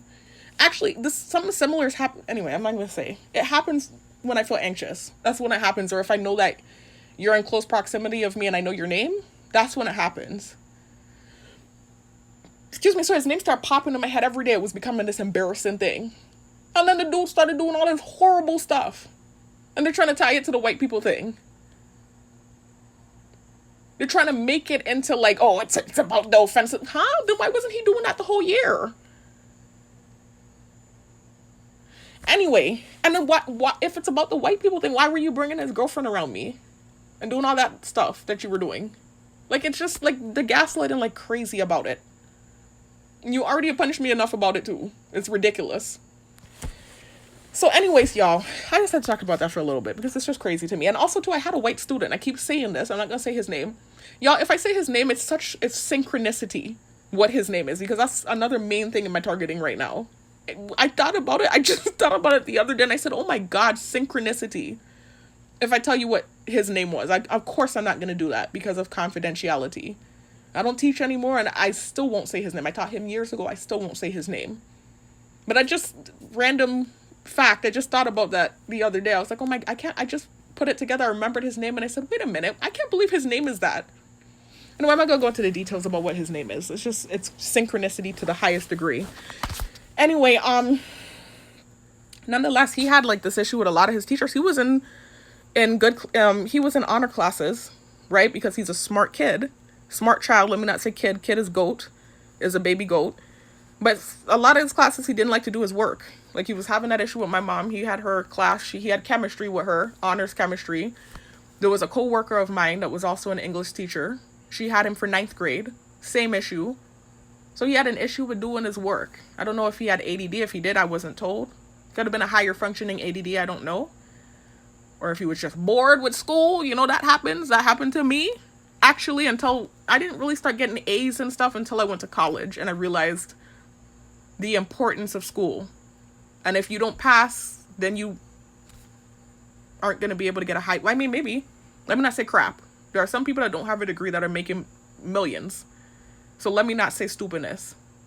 But I understood the importance of school and trying to survive and get a good, well-paying job. That was when I started doing good in school and getting A's and stuff. It wasn't until I went to college and I realized, oh, okay, wait a minute. If I don't pass and graduate, then I'm going to be, let me not say something offensive. I'm not going to be able to get a good job. And in school, when I was in elementary and high school and stuff, like I was a mediocre student, like C's, that type of thing, D's sometimes. I wasn't an A student. I had ADD and I was bored most of the time. It wasn't until I went to college that I realized, whoa, okay, I need to pass. This is important. And then, of course, I got into my major and I got out of general studies and I got into the main classes that pertain to my major, and I'm into reading and writing and stuff. And so that was when I started doing good. Anyway, so he reminded me of that, though, where I could tell, like, he understood the content. I knew it wasn't a comprehension issue. I'm seeing he's having this issue across the board with his other classes. He's just bored. I could tell he was smart. The way he wrote, the way he spoke. And so I'm not going to fail you because you're bored. Instead, I'll try to talk to you and let you understand what you're doing isn't working. And you need to do better. Or you're going to end up in a bad way, in a bad situation. But I'm not going to fail you. I'm going to give you a chance to pass if I feel like you're actually comprehending the material. The only time I think a student should stay back is if they're having comprehension issues. And you really need another year. I'm not going to keep you back just because you're not doing work. Instead, I'm going to try to talk to you and get you to change. So anyway, I passed him. I gave him ample opportunity and the man got his work in and he passed my class. And he was white. If I was racist or prejudiced, whatever, I could have failed him. I'm not a prejudiced person. Anyway, nonetheless, so I keep telling these stories. It's like the same stories over and over. Nothing changes. I'm telling you the life I lived. They saw my Facebook before I tried to relocate off island where I had put up this Thanksgiving post. I said, although I don't celebrate Thanksgiving, I see all this yummy food. I want to be in things. Whatever strippiness I said. And I made a bunch of food in my apartment. I'm greedy anyway, but I was really seeing like food on Facebook and stuff. I don't have an issue with the holidays or white people. I was angry. It's reactive abuse. I don't have an issue with the dude from the gym. I was angry. It was reactive abuse. Anyway, so I'm just trying to talk about the fact that it's nonsense though. Because they're making it like it's the white people thing because it's something I shared out of anger that I don't have a history of sharing from 3 years ago. But you're using some of the people that created the content as gang stalkers. Now, I'm not coming for them again. I don't want them to get punished. I don't want them to go through what I'm going through. That's not what I'm saying. I'm not trying to throw them under the bus either. I'm just trying to say, why are you using them as gang stalkers, but then painting it as if this is one of the main reasons why you keep punishing me and you won't forgive me? But you're using the people that created the content as gang stalkers? It's confusing. So I said what I said in the last clip. I just saw them outside of the bakery yesterday morning. I kid you not. I think they knew I might have stopped there because I've been being greedy recently and I keep stopping at the bakery when I get off work to get cookies or, cheating on my diet and stuff, getting cookie and donut and all kind of stuff I shouldn't be getting anyways. So I think they knew I might have showed up.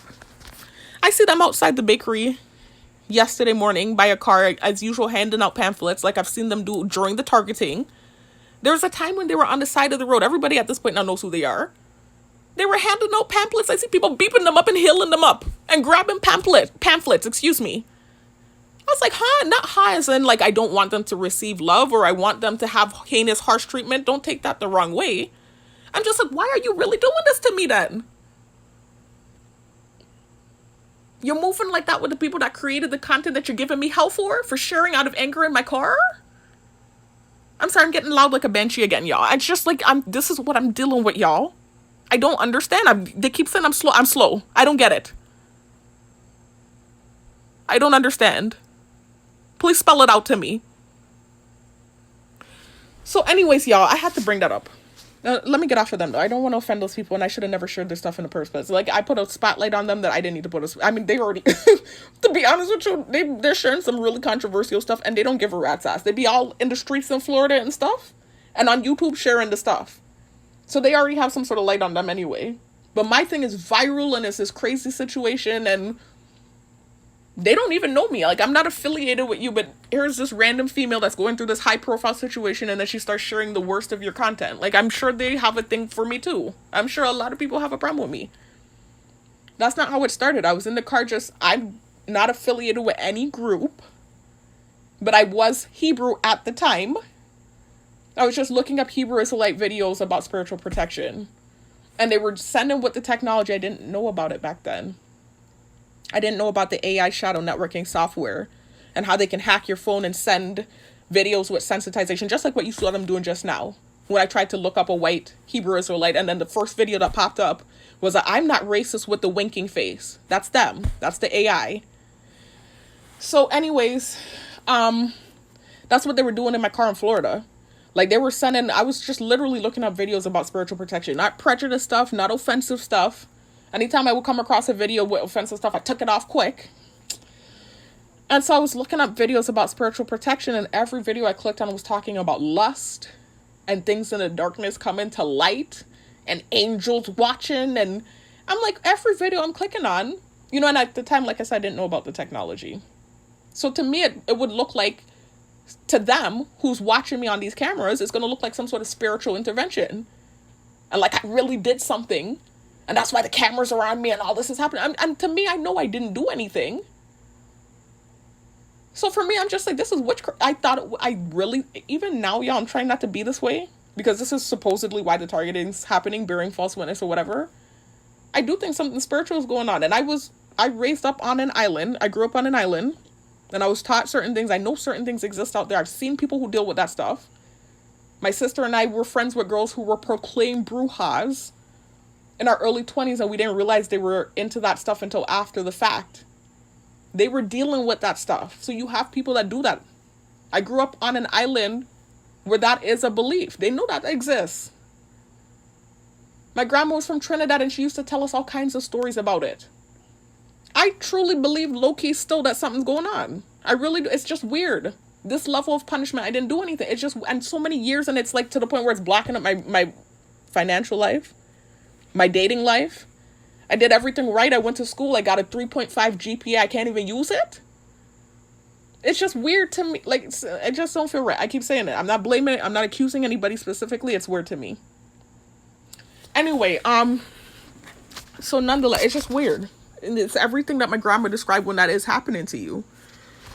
Anyway, nonetheless, whatever. I'm not trying to go down that road again, y'all. Because they're looking for any excuse to punish me, it seems. I'm not blaming anybody specific. I just went off on a tangent when I thought about it. Like, I still kind of feel like something's going on. But anyway, so back then in my car, I thought for sure something was going on. And I hadn't really received a retribution for saying that on camera yet. So I was looking up Hebrew Israelite videos because that was my belief system at the time about spiritual protection from witchcraft. And every video I clicked on was talking about lust and things in the dark coming to light and angels. And while this is happening, every car on the road is watching me and speeding by and getting angry because I'm having these anxious reactions to being stared at by thousands of people. And they're revving like crazy and stuff. And I'm just shaking and shaking and shaking. And to me, I'm like, oh my God, it probably really looks like I did something.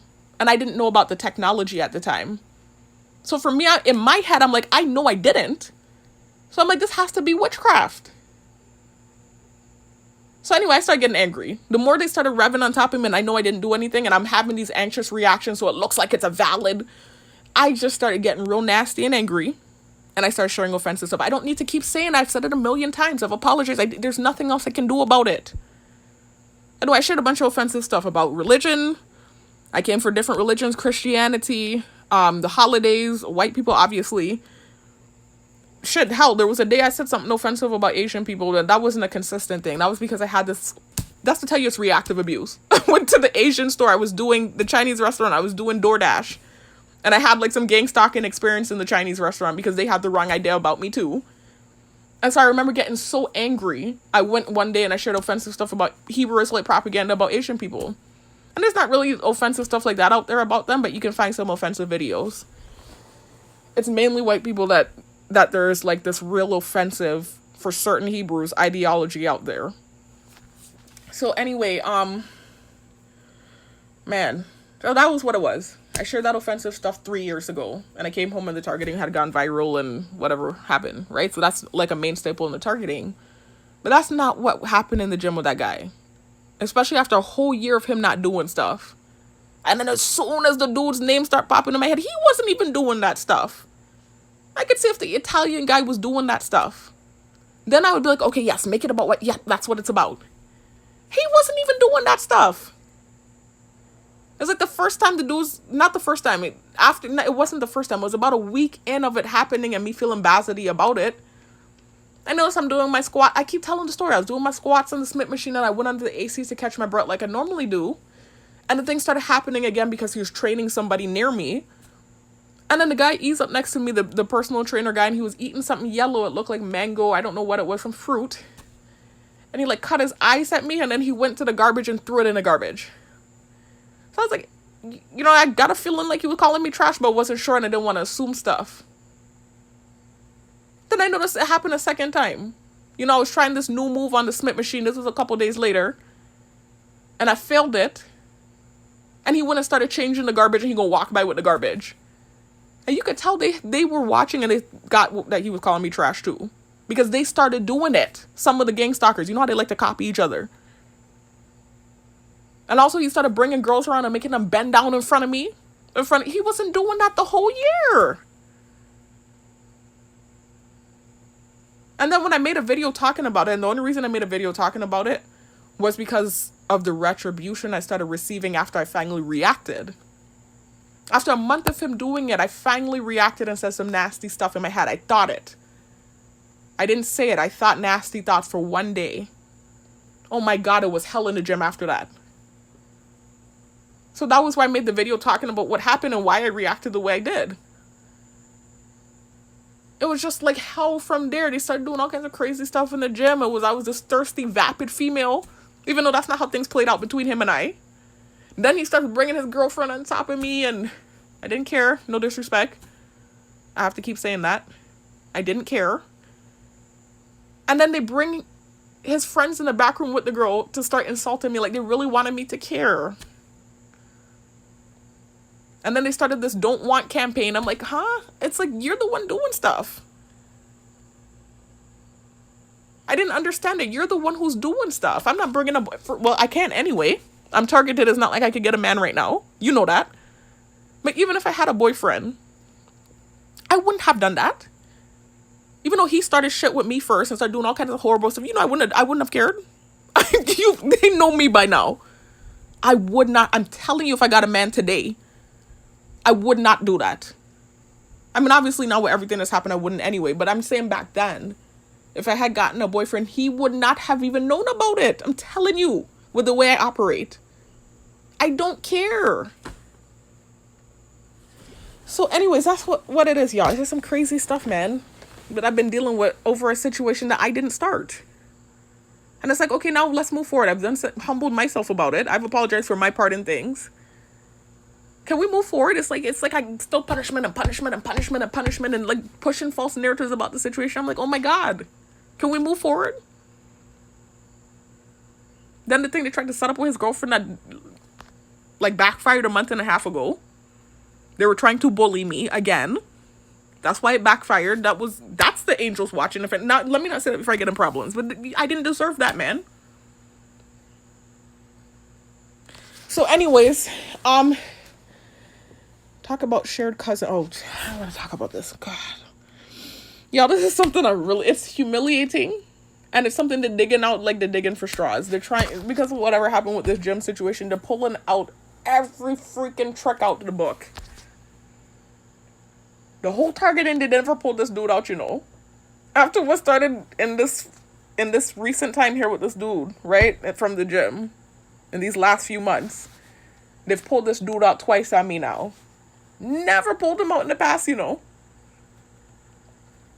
Anyway, so I talked about this in a prior video. Yeah, I don't even want to talk about it again. It is embarrassing. But I did for a week it was like a week of talking to the guy, and then I was hearing laughing on the phone and stuff. And I added him on Facebook, and I realized that he was cousins with the cyberstalking, cyberbullying dude. The reason I started talking to him was because this is embarrassing, but now this is really the truth. Things in the dark come into light. I'm not embarrassed. You know, I was a young female that had a friendship with a guy in high school for years. And I thought I was in love with him. It was puppy love. I keep saying that in all these videos. I keep saying that now as a grown woman, I know the difference. I know that wasn't love. He talked to me, that guy from high school. It was like maybe a year ago. He had added me on Facebook and we talked a little bit, just catching up. I didn't feel the same way. Like, I didn't feel the butterflies like what I used to feel. It's been years. It's almost a decade later now. The man is married. He has a kid. I think he has a second baby. He had actually sent me, yeah, he had just recently, when he wrote me, had a second baby. The man is tied down. Like, I moved on, man. But back then, in my early 20s and stuff, I still had the feeling. That's normal. Of course, you know how much people are like that, had fallen, or think they were in love. Let's emphasize, think they were in love in high school, and then you're in your early 20s. That's not too far from high school, where you still have feelings for the person. That's normal. So anyway, I even told you how bad I liked the dude. It was to the point where I was in this relationship that I was questioning, not because of him, just in general. It was like, it felt like it was too serious too soon. The same dude that took my virginity and ended up leading me on a couple years later after I broke up with him. When I was with him initially, even though I really liked him, I kind of felt like this is too serious too soon. We're living together and stuff. I'm not ready to be tied down like this so soon. So I was already feeling that way. And then I came home and I saw the dude from high school and I got butterflies. I was like, wait a minute. Nah, man, I need to reevaluate, because they took this the wrong way too. And made it like I was some hoochie mama or some hoochie that would just like easily cheat or dump the boy. They love to do that, paint false narratives and make you into a monster and villainize you. I was already questioning that relationship. He was living with me. He had his own apartment. The man moved like basically all his clothes out of his apartment and moved it into my closet. We were living together. And I'm like, wait a minute, this is kind of feeling like a marriage and I'm only like 19. I'm way too young for this. And so that's where I was feeling quite like this kind of way about it already. And then I I went home for the Christmas vacation. And I saw the guy from high school. And that's relatively, that's not long after high school, 19, 20. Of course you could still have feelings for someone you talked to for years. Him and I talked on the phone for like 2 to 3 years. I mean, like real interactions in person too. We had class together. I remember I went to go get my driver's license. The next day he was in driver's license school with me. So this is all why I thought he liked me too. I was confused. He used to be doing confusing stuff. But we were kids, man. We were children. We were young. So whatever it was, I certainly did have whatever feelings I had towards him. So anyway, so this guy was cousins with that guy. It's so embarrassing, right? This happened, like I said, in my early 20s. Them pulling this dude out is so lame. This thing happened over a decade ago, where I was talking to that dude briefly for like a week. I did not know he was cousins with the cyberstalking, cyberbullying dude. I had no clue. He's not even in the same age group as that dude. Like I told y'all, that dude is like the same age as the dude from the gym. These people are in their early 40s. We're in our early 30s. So we're not even running in the same circles. So anyway, the dude from high school, I remember when him and I were talking, he used to show me all his friends and his cousins, and he used to tell me, go on Facebook and look at this person and that person. I remember him showing me that dude and telling me that dude was his cousin. And I had seen the dude around Island. He used to like bag in the store and stuff. And so I used to see him around, and I actually kind of knew his face already anyway. So I remembered him showing me that dude and a couple other dudes on Island. Even this tall dude that used to go to school with us that he was calling a cousin to. Like, I even had conversations with that guy before. Not like that, but like just, it wasn't like that with that guy. But I'm just saying, he used to show me all his family and his friends and stuff. We were really close. We used to talk on the phone like all night and that type of stuff like that. That's why I thought I was in love with the guy. So anyway,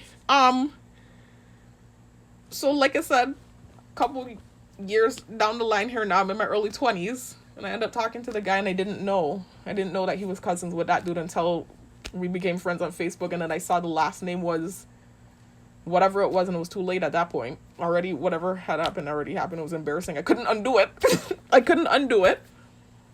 The only reason I even was interested in, trying to talk to him was because I wasn't over the guy from high school. I was trying to replace that feeling, if that makes sense. Trying to replace that feeling.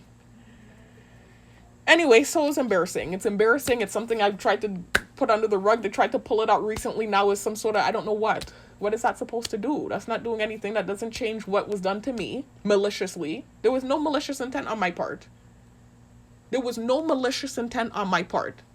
I had no clue that dude was related to that dude until we became friends on Facebook. And I was like, shit, I can't undo it. It was really just like, oh my God, he's cousins with that guy. Maybe he can make me feel the same way. Stupid, dumb, childish, young, immature thoughts. I did not know that he was related to. I had no clue And I guarantee you that's the only situation they could pull out like that. You're not going to see any other situation like that. That was a one and done type situation. Anyway, so nonetheless, that's how that happened. And it was embarrassing. And then when I was talking to him on the phone, I was hearing snickering and stuff. And I knew why too after I done figured out what happened. It was just embarrassing. I couldn't undo it. It was just one of those things where that's one of the situations where I'm actually glad I'm a target. That's one of the few situations I never got to clear up or tell my side of the story that looked bad. Where I'm like, thank God I'm a target. And I could tell my side of the story because I know what they thought. It's not what you thought, baby. I had no clue. And I know they know he's that dude's cousin. Shoot, he used to hang out with that dude. I don't even think he hangs out with the other one that he shares the last name. Maybe he does. Let me not say bull crap. If they're cousins, I'm sure they've had moments. They're not the same age.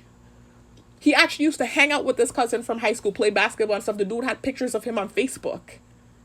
So that's what it was. It was a schoolgirl who was still caught up in her high school sweet, whatever you want to call it. Not sweetheart. It's not like we were together. Whatever he was, right? That's what that moment was. It had nothing to do with him. I had no idea. Until after the fact, I was like, oh my God, this is so embarrassing. And I couldn't undo it. Anyway, it's not like them where they were setting, like literally, like obsessively trying to do stuff similar to what's happening now. It's like a replay of what was happening before the targeting where dudes are being sent after me, all kinds of crazy. I never did nothing like that. I wasn't sending people after this dude. I wasn't trying to do stuff to get a lick back on him. Nothing like that. So it's not comparative. If anything, it's actually more so validating the things I said. You're not really proving anything. I didn't know. There was no malicious intent.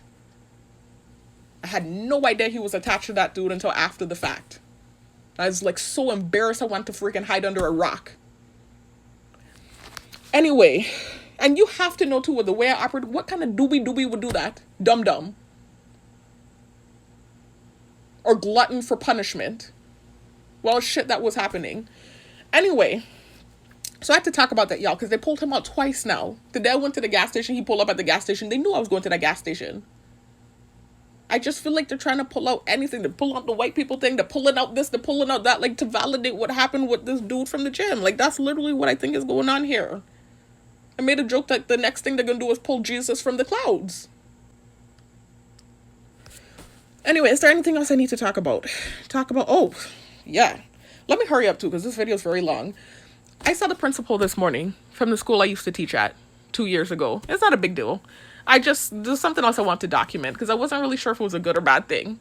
And the only reason I wasn't sure is because when he walked in, he did acknowledge me. He, like, smiled at me and kind of, like, nodded at me, but it wasn't like how he normally, like, whenever I would see him, like, conversation and that type of thing. It was more so like a nod and a hey, and then he just walked in. It was obvious gang stalking. I know they're all seeing me on camera. And then to the right, the gym was looking lit like a party was going on at the time when I usually go. And actually what I was doing today was I went in Pueblo to deal with Western Union. I'm trying to get back into school so I can become a psychologist. I told y'all I'm looking into neuropsychology. So I'm trying to get my master's degree. Of course, I'm targeted, so they're giving me a hard... Of course, I'm targeted, so they're giving me a hard time. You know, at first it seemed like they were being helpful and like they were going to give me a chance, and I don't know what happened to make the gang stalking start. Let me not bear false witness, what feels like gang stalking, where they're making it super difficult. Like, my younger sister is taking classes with them. She didn't have to do this. I asked her. With me, I'm here on island. They're telling me I have to... First of all, they already have my official transcript from the school where I got my bachelor's degree from. They got an electronic official transcript that I paid for. All of a sudden, I get this email from admissions that they need my high school transcript, which shouldn't be important when you have my whole college transcript. You have the official college transcript. I could see if you wanted, like, some generic copy of my high school transcript. They want an official copy. Okay, cool, whatever. But you want a mailed official transcript from high school. And then I had to write a letter of attestation stating that I went to that school and get it notarized. And I had to physically mail it to them. My younger sister didn't have to go through that. So it definitely felt like, I don't want to bear false witness, but it definitely felt like gang stalking. So it concerned me. I'm like, oh my God, please don't let this be a block here too. Because, you know, a lot of stuff gets blocked up when you're targeted. And at first they were seeming open and like they were, you know, even they even used the change sensitization when I was on the phone with them. And at first the lady that I was working with, the advisor, her name is Amy, she was calling me every minute, leaving me voicemails and stuff. And then something happened. I don't know what reaction I had or what I said that made things get weird. But things got weird. My brother pulled up, y'all, so you're going to hear noise with the door. So let me hurry up and wrap this up. But that's what I was doing, y'all. I'm having to go through hoops to get back into school. So that's what I was in there doing. I was trying to deal with my Western Union. And I also went in there to get a smoothie for the gym. And then when I was leaving, I saw the principal coming in. So, I mean, I would have thought maybe it's a good thing. I don't think so. But I don't know if it was a bad thing either. I really don't know. I don't get my hopes about stuff anymore. But typically he would have been more friendly. He didn't seem mean or upset. It didn't seem like that. It just wasn't the acknowledgement that it typically would be. He's like a jolly, friendly type of person. And so it just, I don't know if it's maybe because of what's going on with him and my mom. I don't really know because there's some sort of friction with him and my mom. And I don't know. But I just thought I'd mention that in the video too. I know I didn't say anything offensive about, and I actually don't even know the particulars about this situation because my mom doesn't tell me much stuff anymore about the situation with them. I just know it's like a big hoop-de-lot stuff and it's a misunderstanding and like alpha female, alpha males arguing about trivial things, but at the same time not trivial because it has to do with career and students and I don't know. I don't get involved. It has nothing to do with me, but I don't know. He didn't seem like his jolly self, so I wasn't sure about the interaction. But I thought I'd mention that too. Anyways, y'all, I'll talk to you in the next one. I just wanted to say those things. So in the next clip, you're going to see me showing you the pictures, the ID pictures, and that clip. And then the video is going to be done. So I'll talk to y'all in the next one. I just have to document what's been happening for the last few days, y'all. There's been some crazy stuff, and it's to the point where these last 2 days I've been reactive. Anyway, I'll talk to you in the next one. Peace out. Y'all, I'm here trying to actually put the video together now. Hold on a second. And like I told y'all, I've made these clips over the course of like the last, I almost want to say week and a half. Excuse me, y'all. So they're all out of order. And as I'm listening back to the different clips that I have to put together, I realized that I'm going to have to do some chop and screw here. So I know at the very beginning, I said that you would hear like 3 nights worth of documentation, very short clips. One's an 8-minute clip. Another one is like 2 minutes. Another one is 2 minutes where you hear what took place when I came home at nighttime. I get off at 12 a.m. when they give me the day shift. I work 4 p.m. to 12 a.m. So when I come home, recently, at least this is what they've been doing. They've been putting the energy weapon on, the one that causes ear tinnitus. It's associated with Havana syndrome. They'll start doing, I call it the hum. They'll start doing it on me. And then external gang stalking too, like I said, around the place that seems confusing or conflicting. Like you're giving me the opportunity and it seems like you're trying to do supposedly the second chance thing. And you're saying change, but then at the same time, you're doing these antagonizing things when I'm not doing anything. I'm not having bad reactions. I'm grateful for whatever it is that you seem to be giving me. So I don't understand it. It's this conflicting thing. So anyway, it's like nights and days of documentation and the videos are all over the place. So I, up to now, haven't shared with you all those 3 clips where I got off work and I was documenting what was happening.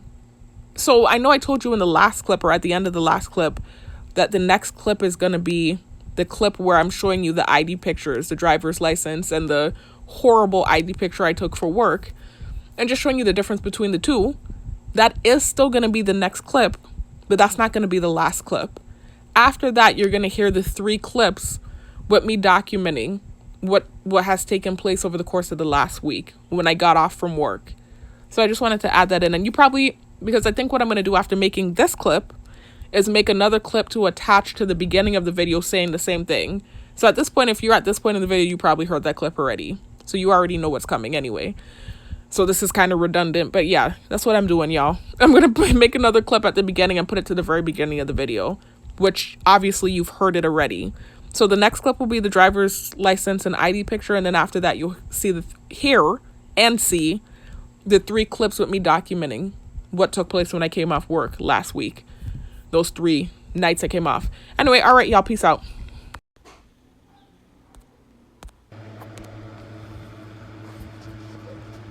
Y'all, this is the drastic difference that lighting and facial expression can make.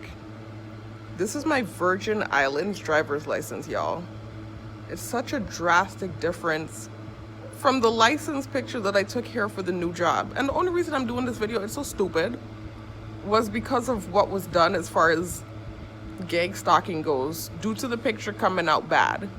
Now, with this picture, you can say I had a regular facial expression, wasn't doing anything with my face, right? Regular facial expression, and it was good lighting. It was in an office. I didn't have the picture sensitization. I didn't have the angst of being at a new job in a new setting. I took the picture comfortably. You can see how the picture came out, right? Versus this picture, where the lighting was bad, first of all. But second of all, you can see my hair. It's not that I didn't try. I did put my hair up in a bun, but it's work. It's casual. And then you can see I was flaring my nose out. You can see I have a Bassity expression on my face. It's such a drastic difference, y'all. What a bad picture can do. Same face, no makeup, right? Same thing, shaded in my eyebrows. My lip gloss had faded off in this picture. And in this picture, you can see I had like a pink lip gloss on, but that doesn't make any difference, really. That has nothing to do with it. It's lighting and facial expression. You can see in this picture, it was a natural picture. It was more of a natural light. It was during daytime. And the office was by a window, right? So you had natural light going on. Well, sorry, I don't know, the camera's shaking for some reason. So you had natural light going on, y'all. And I didn't feel nervous at the time, so I wasn't doing a stupid face. Here I was nervous, and I actually didn't even realize I was doing that. The camera's starting to shake now, y'all. That's so annoying. I was flaring, as you guys can see, my nostrils. Horrible lighting, and I flared my nostrils. Now, that doesn't matter. People take bad pictures all the time, right? That's not typical for me. I'm photogenic. But that's not what happened in that gym, and that's not why I was tormented after the incident occurred. But because they were holding on to it, it's like they kind of, with the ID picture that came out bad, did some sensitization like I recorded. I think I deleted those videos. I don't know if I still have them. I'm adding this to the end of the video where I've been documenting some of the gang stalking activity that's taken place over the course of the last week. This is being added to the end of the video. Actually, you know what, y'all, I'm still putting the video together. So I think what I'm going to do is in the beginning clip, I'm going to mention that this clip is added and give a little commentary on why I'm adding it. Because I made a whole video about what happened with this. Then I deleted it. I was like, okay, I'm not posting that. I deleted it. But I was just sitting here. I'm at work right now, actually. And I purposely put my driver's license picture in the badge where I have the horrible picture that was taken for work. And I did that for a reason, like I said, because of gang stalking that took place due to the picture coming out bad. So I'm going to do a little talking in the beginning in reference to this situation. So obviously when you get to this point in the video, you know what's going on and why I'm doing this clip that I'm doing here. But it's just crazy, y'all, what I've been dealing with. Anyway, peace out.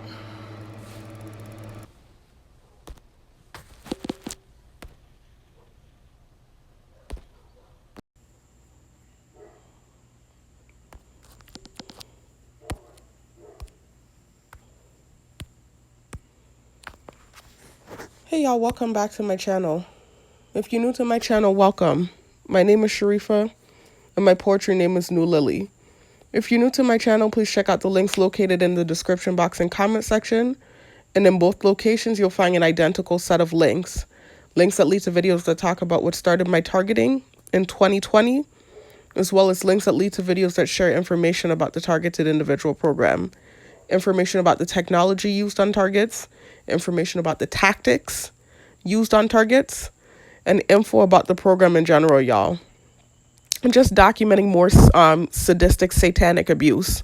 It's something I'm constantly dealing with. I tell you guys this all the time, and I don't have to tell you. If you're targeted, you know what it's like.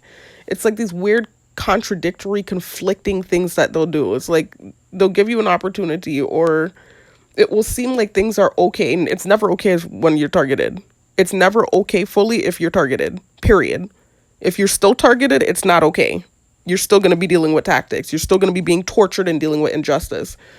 But nonetheless, it's this weird thing where you think things are okay, right? And you're trying your best to be as humble as possible. I've already told you all what I've been going through for the last month, and actually, for that matter, for the last year.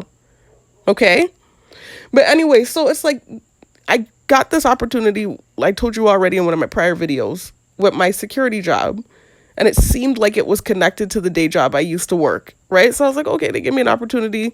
I was grateful for it. After all the other stuff that happened with the sex tape scandal and this and that, the third, for something that was out of my control with the guy from the gym's girlfriend. I don't really want to bring him up, because anytime I bring him up, even though they know why I'm bringing it up, it's this gaslighting thing where they use that as an excuse to do more with that situation. I'm so nauseous and sick of that situation too. Anyway, so nonetheless, right? Just check out these recent videos and you'll know what I'm talking about. And I'm sick too, y'all. That's the sick part about it. I actually have a cold, right? Just start with this video, the sabotaging and gaslighting of the targeted individual. And you'll see the video with me in the thumbnail in the graduation uniform, y'all. Right? And just from there, check out all the videos and hear what's been going on for the last month, right? Again, things that are completely out of my control I'm being punished for. And things that I didn't start. And things that I handled maturely and humbly. Anyway, so nonetheless, y'all, they did, after all that sex tape scandal and all that horrible stuff that happened, they did, throw me a bone, and like they gave me a position here with my security job, and I'm grateful for it, and I'm being humble, and I've learned the job. It's not complicated. It's a simple office job, but it's really just security still at the end of the day. It's not complicated. And I'm being humble as usual and not doing anything. And it's just like low-key, these different things continuing to still happen. I'm not responding to it. I'm like, okay, it's just the targeting, just, bite your tongue, whatever. Because it's like this thing where it's like things are done and done and done for you to have a reaction. And then when you finally have the reaction, they'll use it as an excuse to punish you.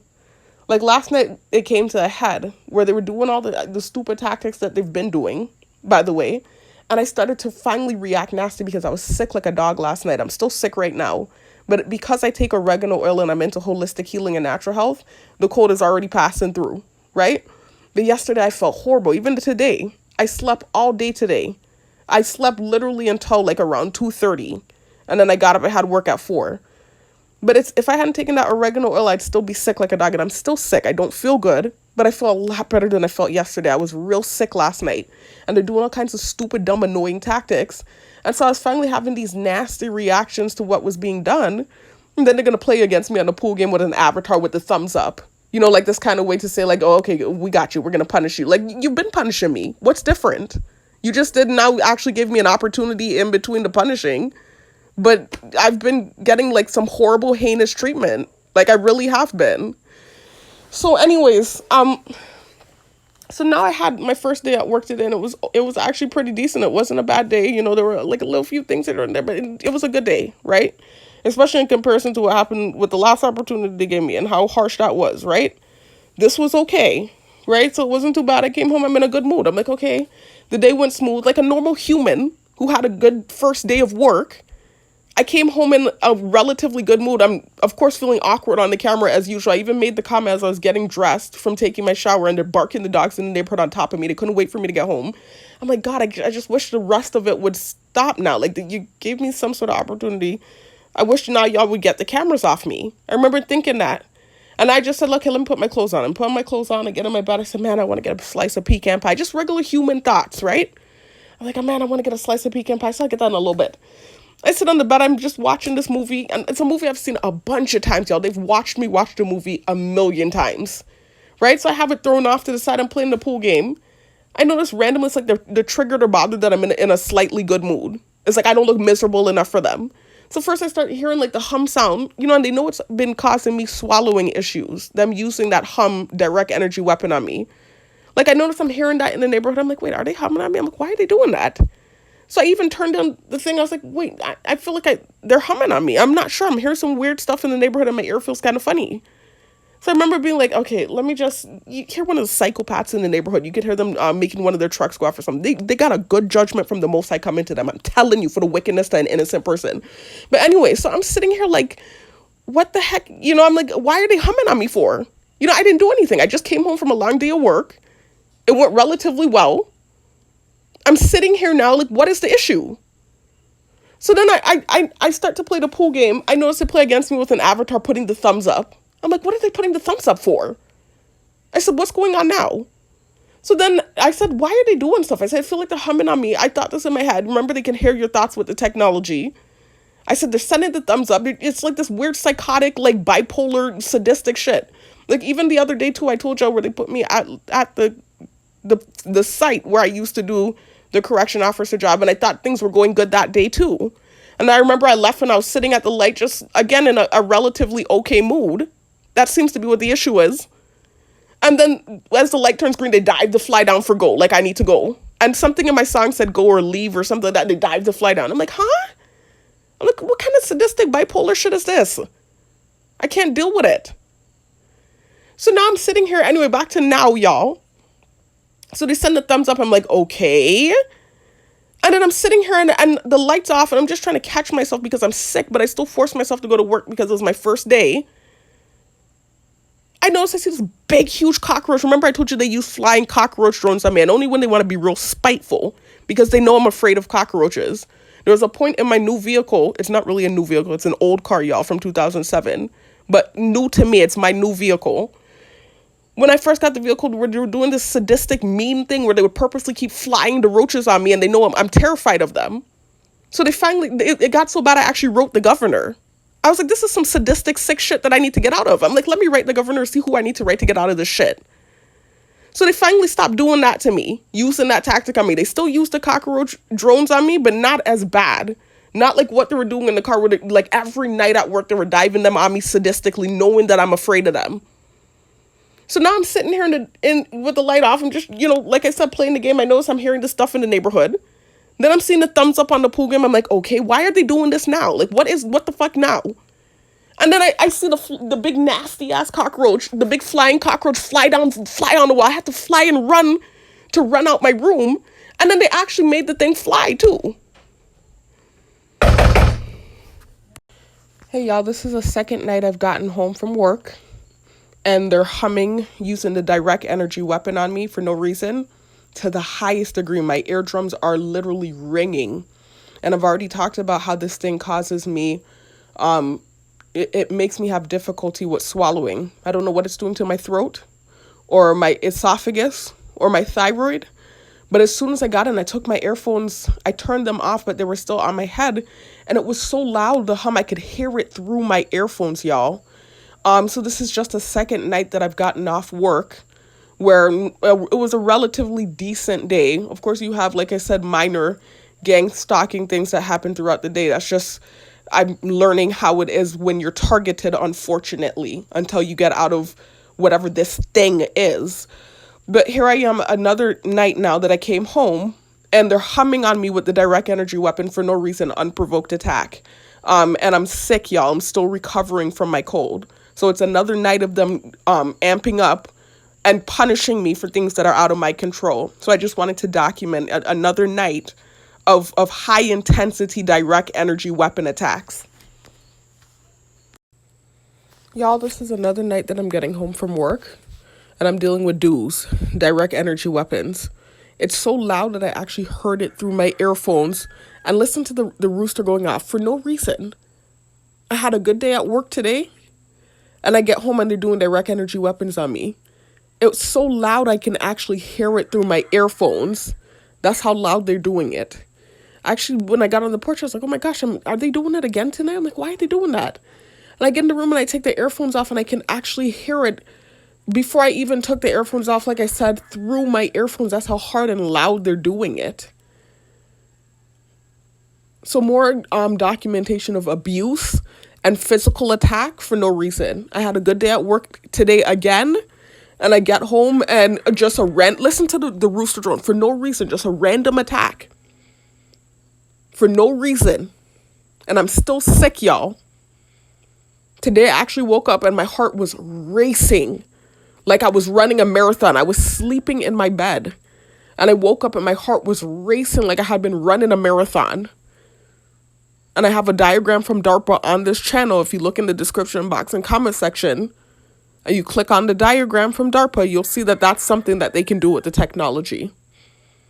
Also, on my way to work, I'm at the light And this guy was coming out of the gas station and the light had just turned green. So I stopped to give him a break. I always give people breaks. And I realized he was blocked up. The other side, he had to wait for both sides of the road to be clear. And the other side, there was oncoming traffic because the light had just turned green. So I realized I couldn't wait for him. So I started to drive. As soon as I started driving this weird insect drone, I've never seen this one before. They have all kinds of insect drones, y'all. Landed on my chin and pinched my chin. And I actually swerved hard to the right because I didn't expect it. And I almost hit a car. And so I'm feeling my chin. I'm like, there's no way. I know they didn't just land an insect drone on me while I'm heading to work. I'm like, there's no way. While I'm in oncoming traffic at a green light.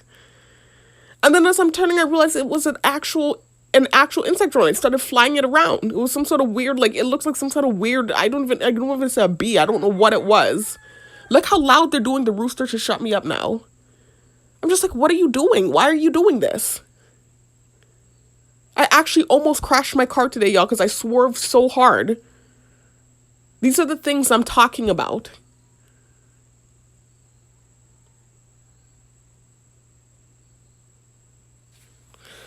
Anyway, I'll talk to you in the next one, y'all. More documentation. I'm just documenting the weird things that are occurring.